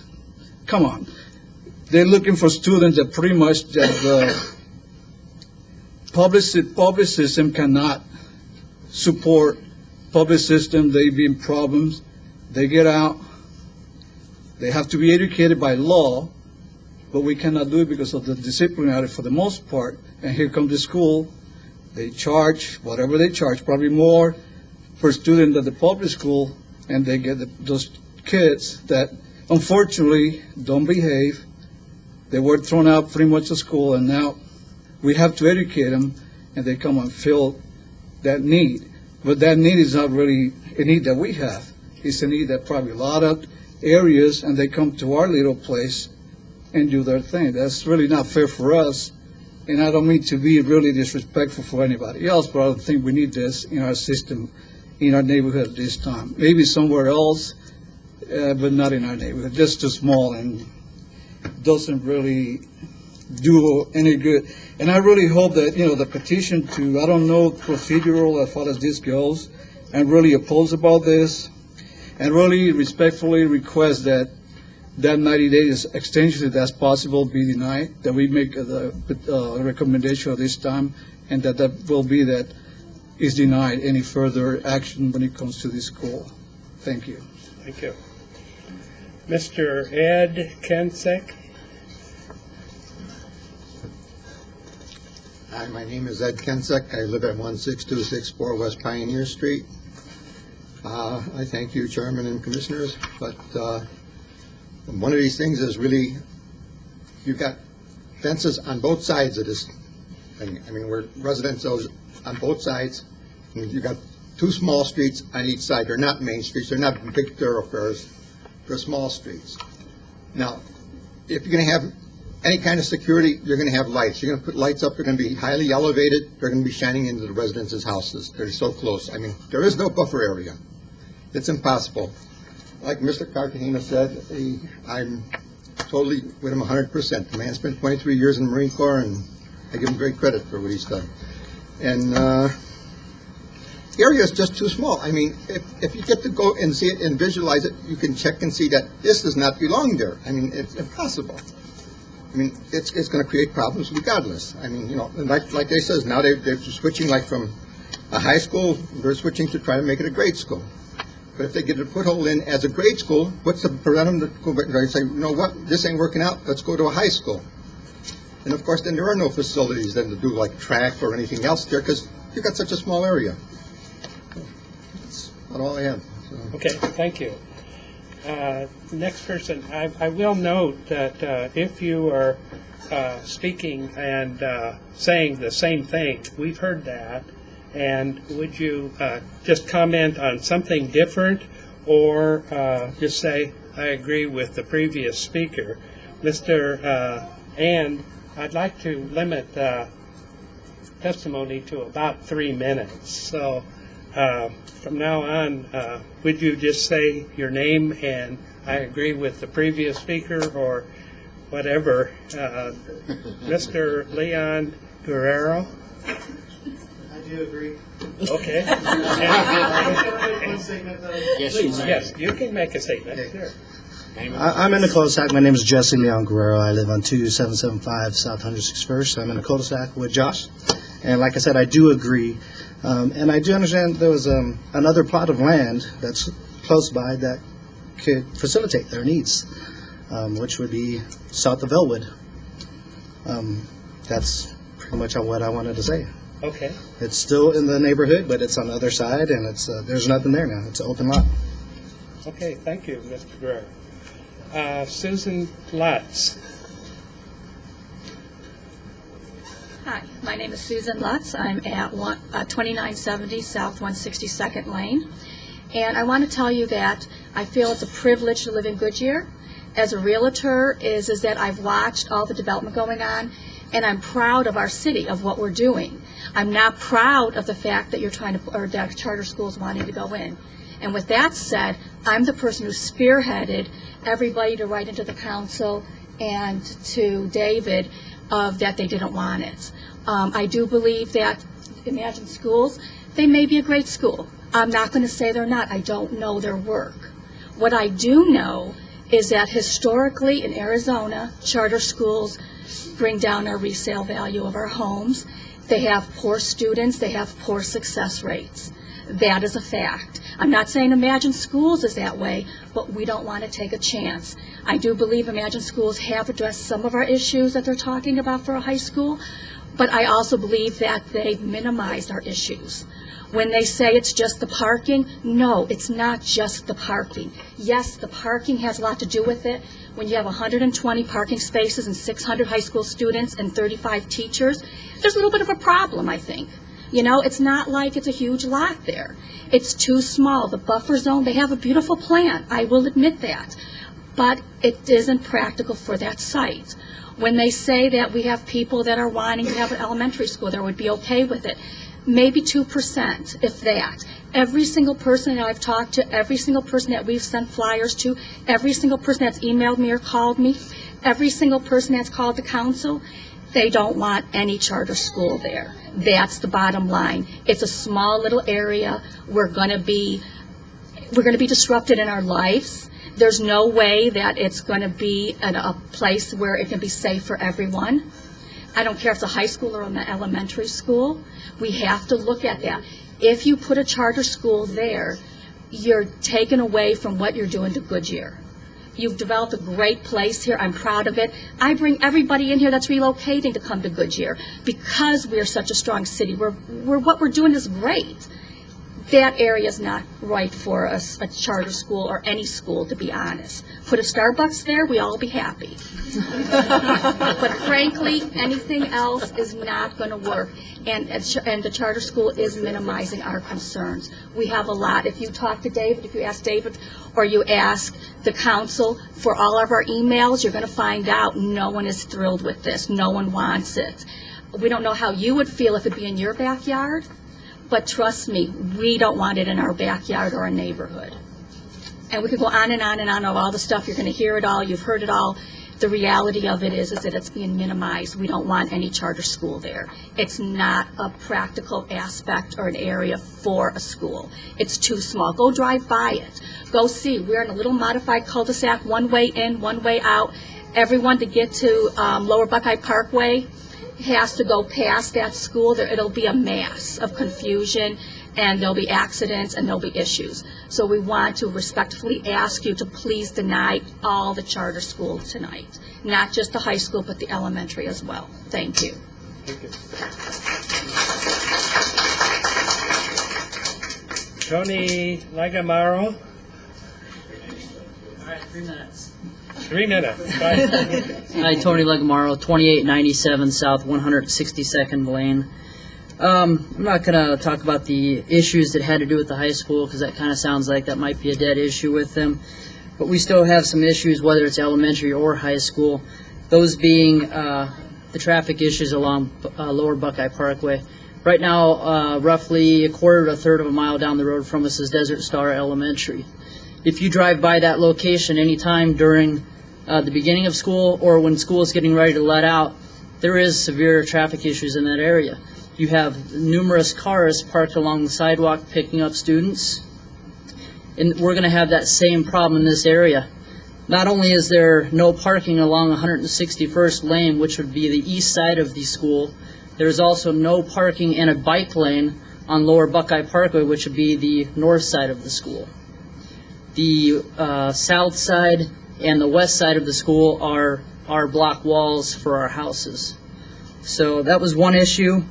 Other issues, I believe, if you recall in the news, maybe about 6 months ago, they picked up a 27-year-old pedophile up in Prescott that was posing as a 13-year-old.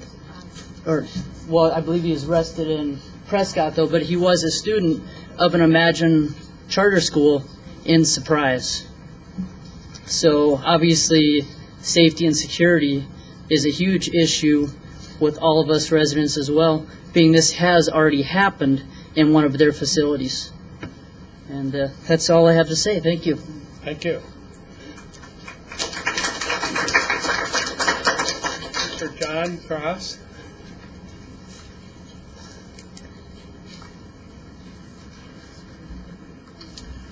Hi, my name's John Cross. I live at 16223 West William Street. My My big concern is they've got no facility here. They have no place for the kids to get out of the school, get fresh air, run around. And if you look at some of the maps we had up earlier, where just across the street north of this is one of our parks that belongs to the HOA, and just south of it, within walking distance, a half a block, is another park that belongs to the HOA. I go down there on a regular basis, walk my dogs. Those parks are already vandalized. We have graffiti down there. We have people just dumping trash. That, you know, it's a problem just on a normal basis.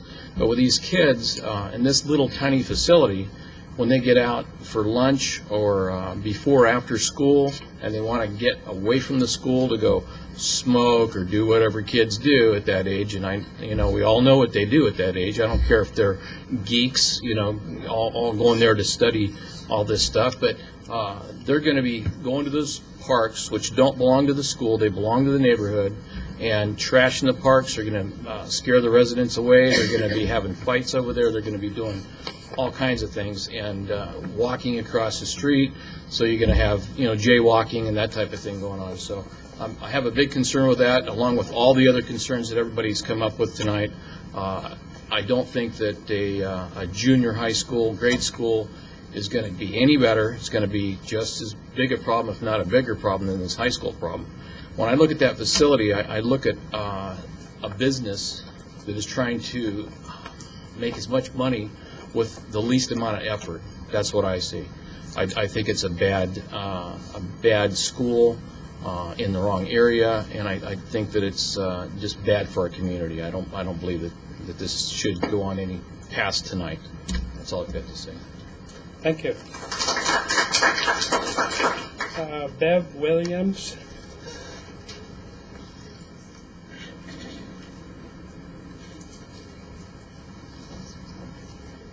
I'm actually Vanessa Green, his wife, so I'll talk for us.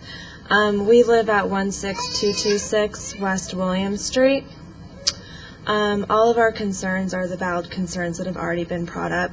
I work for an educational institution, and I know how schools are run. There's no way that the parking is going to be taken care of, the trash, the littering, vandalism.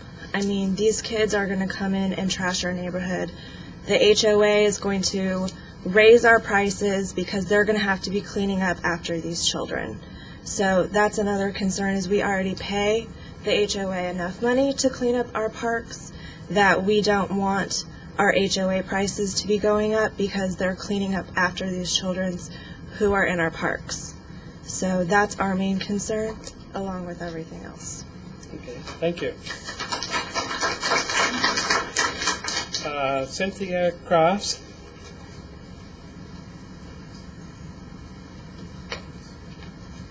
My address is 16223 West William Street, and I'd like to address, I'm a teacher at one of the colleges, the community colleges, and this year we had a charter school that arrived to our college, and it's called Teachers of America College, and I was really excited that this is going to be a wonderful experience. We're going to have these high school kids that are going to become teachers. Well, what happened has arrived were kids that were thrown out of other high schools. They're juveniles. They're littering the college. They're writing graffiti. They're writing graffiti in the neighborhood. A lot of the kids are they're no more interested in becoming teachers because they've been juveniles, and we've taken them, hoping that we're going to turn them around and take and get them into the educational system. And this is a real problem, and I'm concerned with the kind of children that are going to be, the high school kids that will be coming to the charter school. It is a moneymaker, and when I read that they weren't going to have the cafeteria for the kids and no gymnasium, how can you have a high school without a gymnasium? What are your memories of high school? It doesn't sound like a high school that's going to really care and love their children. If you care and love your children, you're going to want the best for your high school. And I don't feel that this school is looking out for the best of our high school students. Thank you. Angela Tolliver.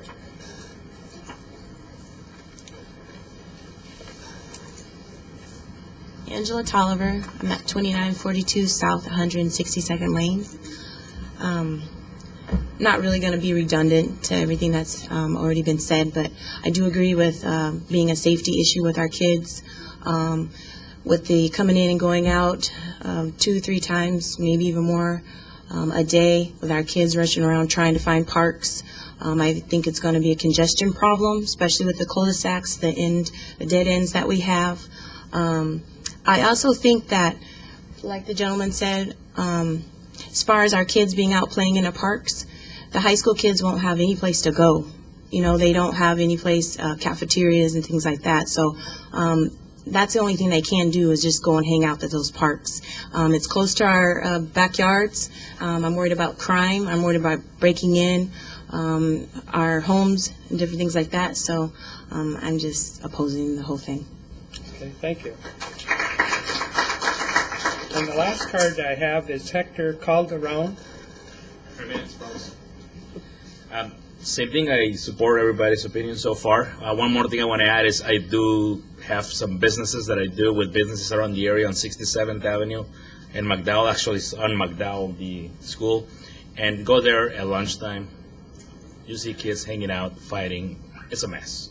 So that's one high school, charter high school that I can see. I don't want that in my backyard. And literally, my back wall is that's where the school will be. I'm at 2881 South 162nd Lane. So please do not extend any more time. This is enough. Okay, thank you. That's all the cards that I have. Is there anyone else who wishes to speak and at this time? Okay.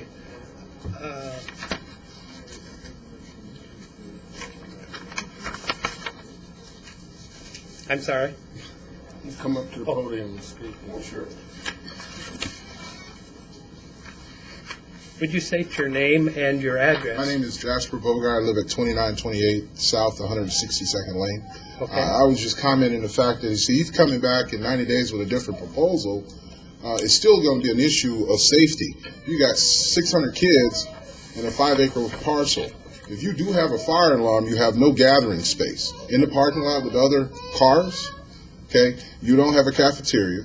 You don't have any general location so that if they do have an issue where they need to generalize everybody in one facility or one area, you don't have it. Even if it is an elementary or not, it obviously is a moneymaker. And it is an issue there because that one street on 161st lead into Lower Buckeye, all the traffic and everyone comes out of that to go to work, and everybody comes back into that area to come home. So the 90-day extension is only another time for them to find another way to hide other issues that still is a big concern. Thank you. Thank you.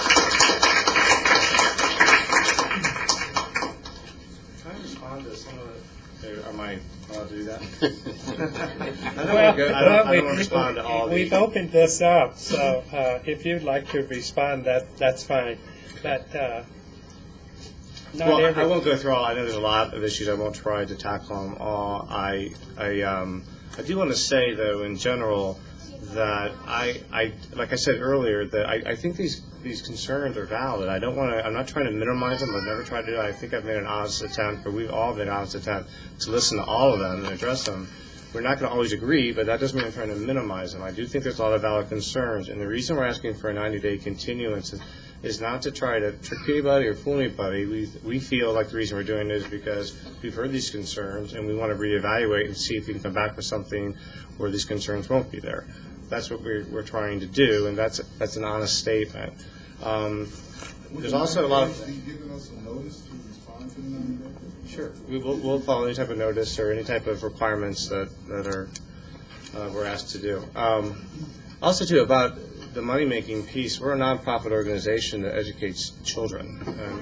We take a lot of risk to do that. Obviously, a lot of risk to do that. So I don't understand where that's coming. I know there are charter schools out there that do a good job, and there's some charter schools that out there that don't do a good job, just like there's traditional public schools that do a good job and ones that don't. So to lump us in with a group of an organization or another charter that doesn't do a job, I don't think is fair, and I would encourage you to visit any of our other campuses and see if you feel that way, and talk to our parents at other campuses and see if you still feel that way, because I don't think you would. Again, I'm not going to go through all of them. There was a mention there's not a gym. There is a gym on that site, but I don't think it matters because we'll come back with that. And I'll leave it at that, other than say that I don't think this is a forum to go back and forth and argue and disagree, but I do think that there are some comments here that are emotional, and that's fine, but I don't think they're based on actual information. All right, thank you. Excuse me, I'd like to respond on something. I think it's really important, if I may. All right, 1 minute. The reality of it is yes, you are minimizing. Can you come up to the podium? Would you please come up to the podium? The reality of it is that things are being minimized. You heard in this whole thing is that no one wants any charter school. And so to say, well, oh, we just don't want the high school, is no, we don't want any charter school.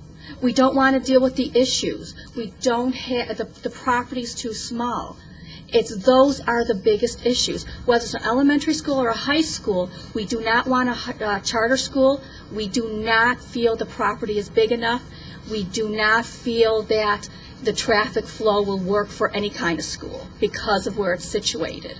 That's the bottom line. No matter if they come back in 90 days, 500 days, you know, it's going to still have the same stuff from all the people. The reality of it is we don't want it. And you're hearing not just from our 2 streets that are bordering it, you're hearing from other streets too, from other parts of the area. We don't want it. That's the bottom line. That's what's being minimized. No one's hearing that, and the fact that we're saying no charter school. I've not heard one person in this room say, oh yeah, we want this charter school. We don't care, will it be an elementary school? No one is saying that. Every single person here, and please correct me if I'm wrong, is saying they don't want a charter school. Am I right? I'm finished.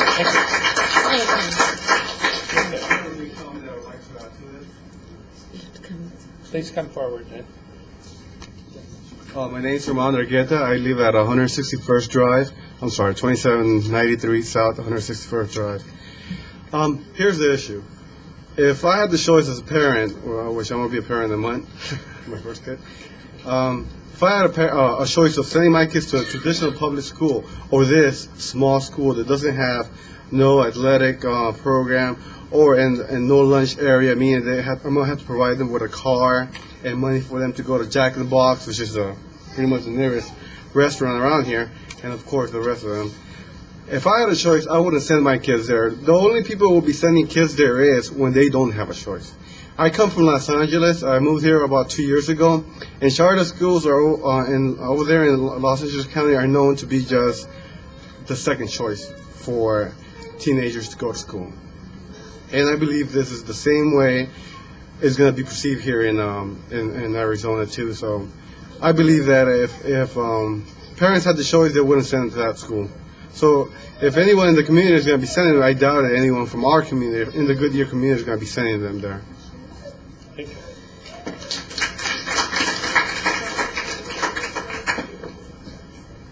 I think at this point I'll close the public hearing. I've got one more. One more? Oh, okay, thank you. My name is Shelby Champion, and I live on 2847 South 161st Drive. And this issue really has only been mentioned once. God forbid I ever have to leave my cul-de-sac because they're like a family to me. But if for any reason I did, this is like a starter home for a lot of people in our area. And if we do need to move, what's going to happen when some potential buyers come into our area and notice an awkward space being used for, 600 students? There's, not enough parking, every other issue that was mentioned, but it's an investment for us too. And if we can't sell our homes, we're losing out on potential profit as well. So I understand that they're, state funded, whatever it may be, but it's a huge investment for people my age, people older than me. It doesn't matter age, but we're also losing out on something we've worked hard for. And like she said, nobody wants it, and we're just losing out on some, maybe thousands of dollars, who knows. So, thank you. Okay. We've heard from everyone in the public. I'll close the public hearing and discussion. Mr. Williams. Procedural? I mean, we actually have two recommendations. We do. We have one to approve, and we have one to grant a 90-day delay. Now, if we approve the 90-day delay, then we only have one issue. If we deny the 90-day continuance, then we act on the original proposal to approve the charter school. Is that? We're not recommending. Well, yes. But that's if we approve the continuance, that's all we do. Yes. If we deny the continuance, then we have another action to take. Correct. Either approve or deny. Correct. That's correct. Correct. That's correct, yeah. The original recommendation was denial of a special use permit application. The original agenda item was a denial. The correspondence requested a 90-day continuance. So what's the pleasure of for a study? And it intimated a K8 as a possibility on the 90-day extension. So I say, I'll ask Mr. Coons, I guess, that the two actions that are before the commission tonight are, one, an approval of a 90-day extension for study, or number two, a denial recommendation by the commission on the charter school. That. Mr. Chairman, actually, there's only one item before you. That's the request for the special use. The applicant has indicated that they are requesting that the commission continue this item for 90 days so they can reevaluate the proposal, come back, reevaluate it, and potentially come back with alternate proposal that may address the issues that have been identified by staff and maybe the residents. But they've asked for the request for a continuance. Really, the only action before you is the item to act upon the special use request, to approve it, to deny it, or continue it. Okay. The applicant has requested the continuance. Staff has indicated to you that we support the request for continuance for the 90 days in an effort to see whether or not the applicant can address the issues and make something work on the property to everyone's satisfaction. Okay. So do we talk? Yes, it's open for discussion. You know, to me, a duck's a duck. Whether you dress the duck up or you put a hat on the duck or boots on the duck or whatever, it's still a duck. I do not support a continuance. I support denying this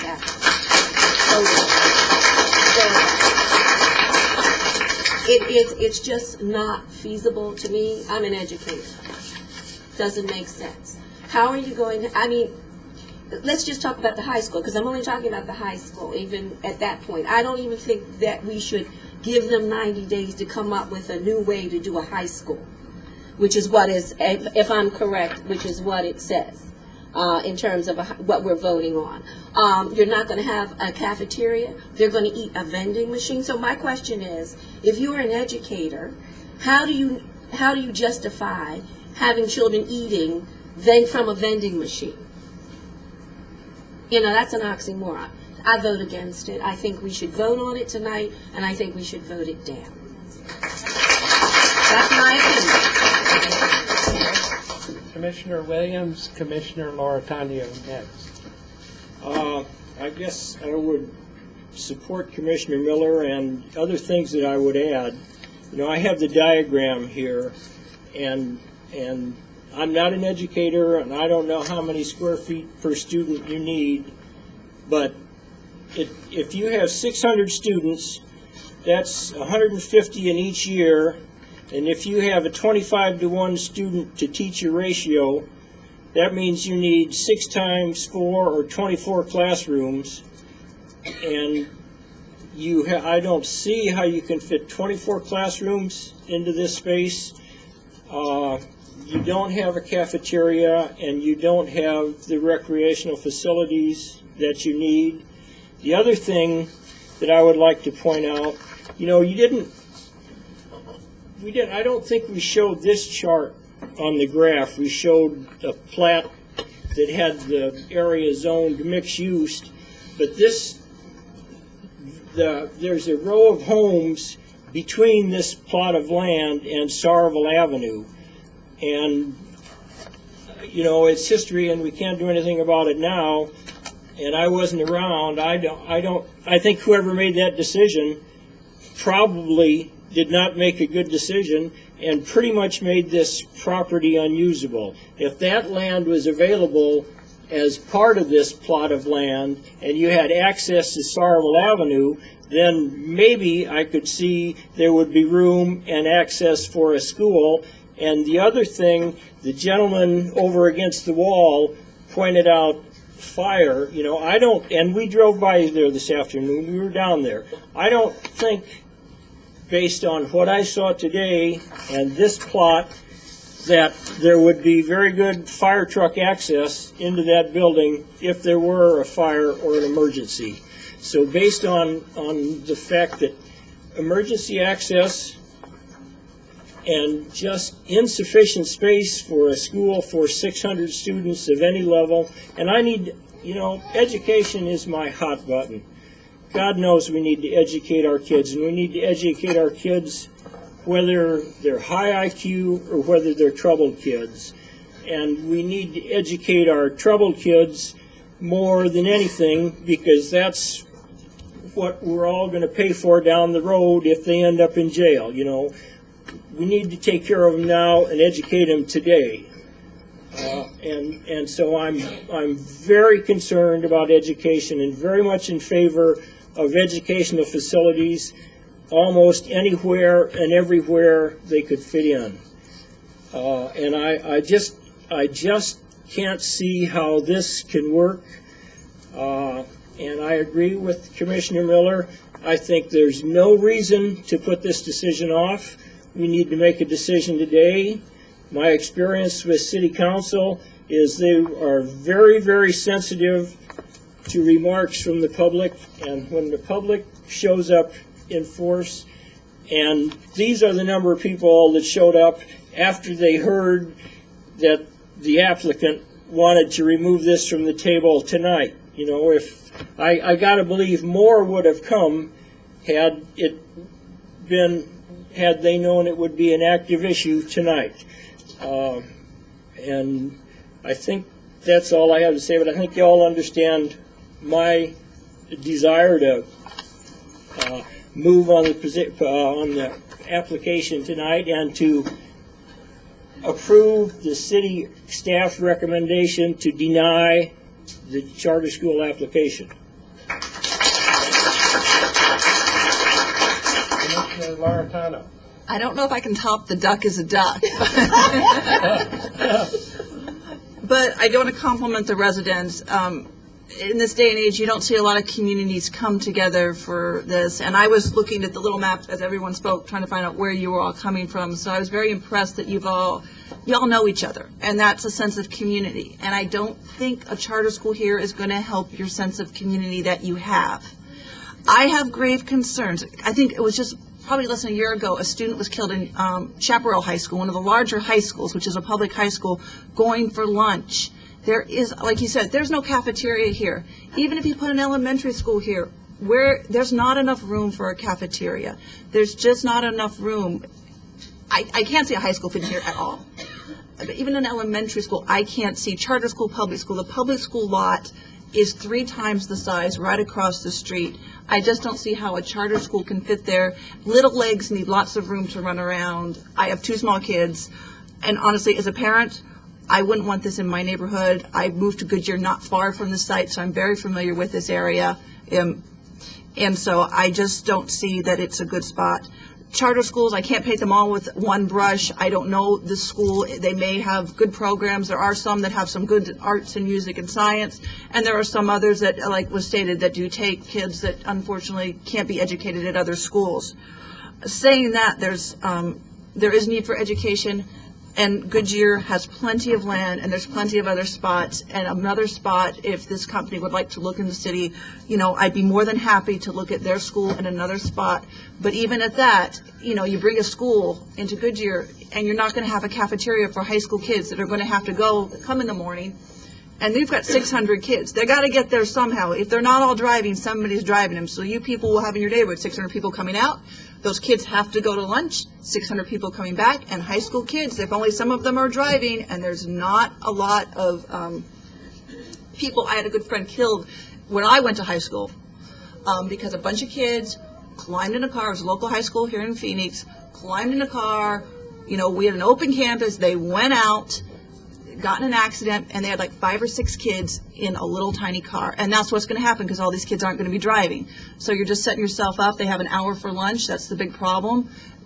There's no fast food. There's nothing near here. So these people are going to be speeding through your neighborhood so they get back in time after their hour for lunch. So I have great concerns. I just don't think a school's here. Even a grade school. You're going to have a grade school across the street someday. It's set aside for that. A neighborhood school.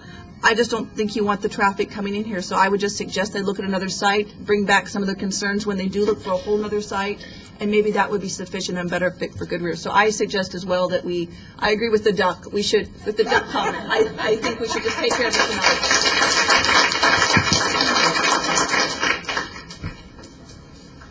I don't know if I should say anything after all of that. In all honesty, I have to admit that I tend to be the type of person who wants to look at not just the use that's proposed, but how is the neighborhood going to be impacted long term. I'm concerned about the fact that this has been zoned mixed use, which means that if not the charter school, then what will be there? And it appears to me as though there's probably no really good use outside of a Starbucks, which would actually make the neighborhood happy. Of course, I have to be honest. I'm the type of individual that feels that if, in fact, the applicant could go back and look and come back with something and address your concerns and address your issues, if he could somehow make you feel like this is a good use for the community and turn your thoughts around, if that were possible, I would like to give the applicant that opportunity. So, however, I do believe that I would be outvoted on that, but I still feel it's important to at least present to you as a community that if it's not the charter school, then what will it be?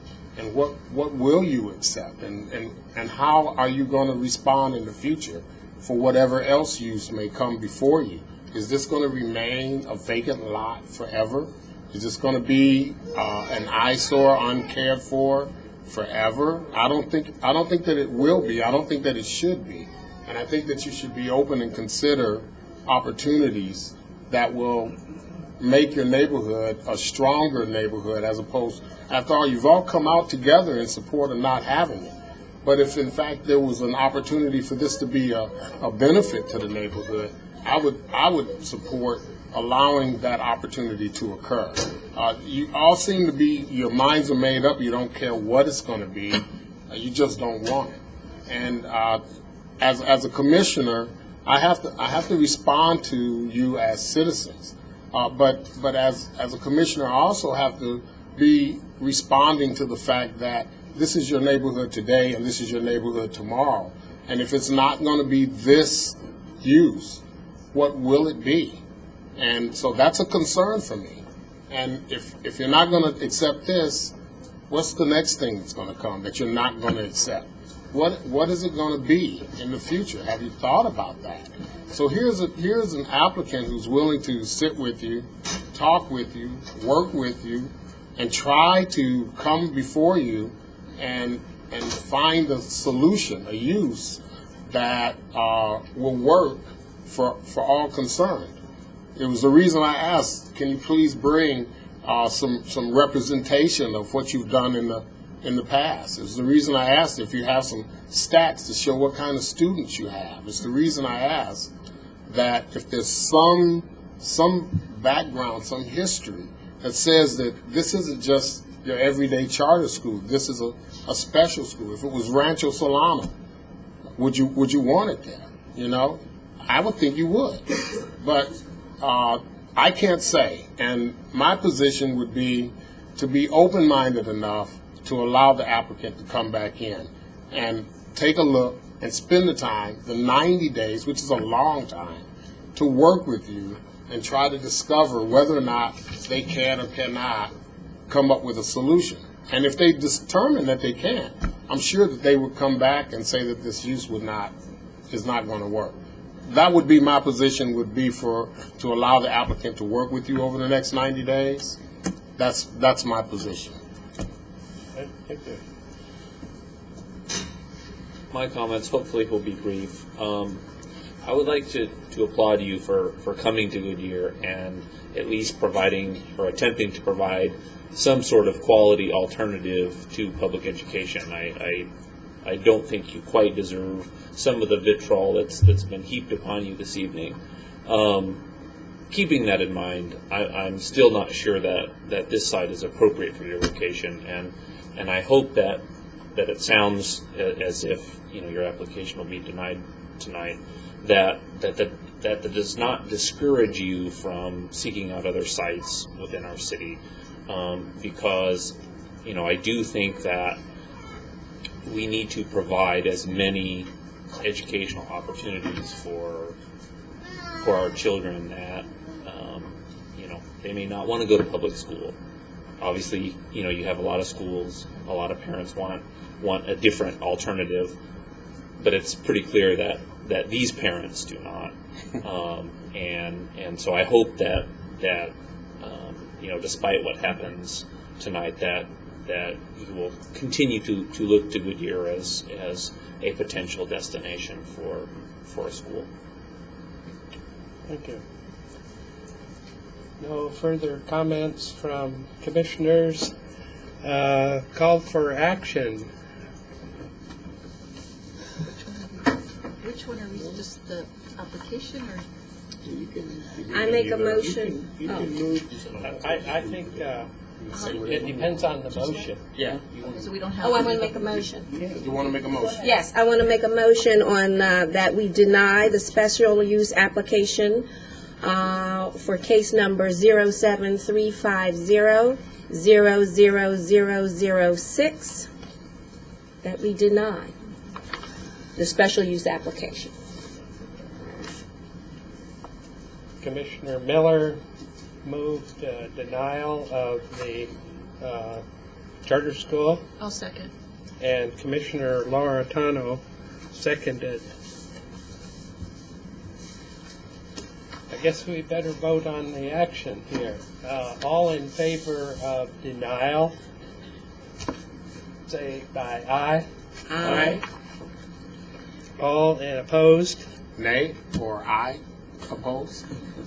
Yes, correct. And the And the reason for opposal is because I feel that the applicant should be given the opportunity to reevaluate the site and spend time with the neighborhood to find out whether or not it works. That's my reason.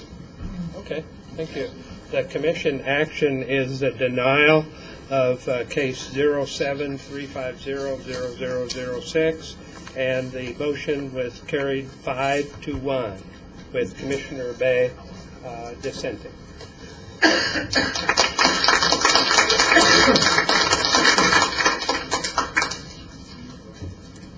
That concludes our hearing tonight, and Chairman, before we conclude, I need to say, that the Planning and Zoning Commission's action on this application is a recommendation to the City Council and not a final action on the request. Right.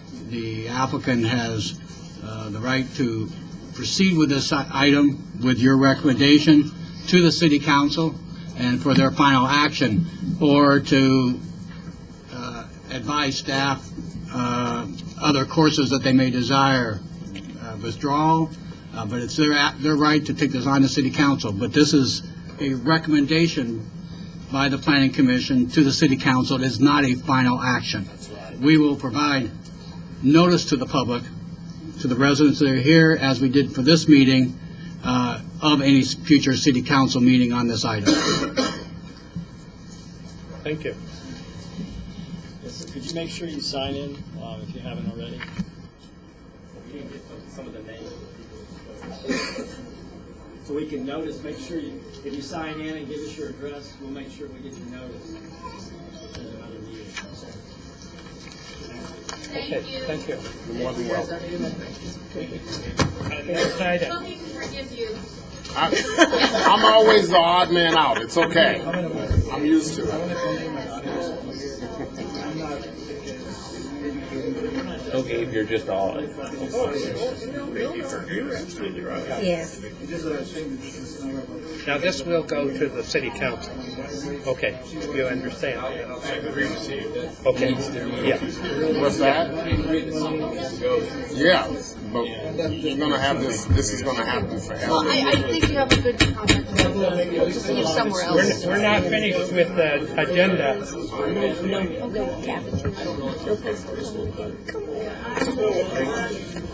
We're actually not finished with the meeting. Okay. Yes. You're more than welcome. They need to find someone. Okay. Next item is, on the agenda is staff communications. Mr. Coons or Mr. Strauss or? Remind you about the December 19th. On December 19th, we have a full agenda. I'm sorry. There's That's scary. Business is good. We have at least 10 items. Wow. Some, not like the charter school, though. Generally, business items, rezonings and plats, but there is a full load the week before Christmas. I'm sorry. It's all right. We'll take you someplace nice to eat. You walk in. So he's the Jack in the Box by the school. By the school. Yeah. I don't have anything else unless you have any questions. Okay, there being no further business. Oh, you didn't come. Thanks for the sandwiches. Do you want to take some food from No. No. Okay. Oh, and don't forget, Friday, we have the boards and commissions workshop. Here? No, that's the one. Commissioner Williams and Miller have signed up. Are you going to ride with them? As much as I would like to, I just will be driving independently. Okay. But thank you for the offer. All right. There being no further business, then entertain a motion to So moved. adjourn.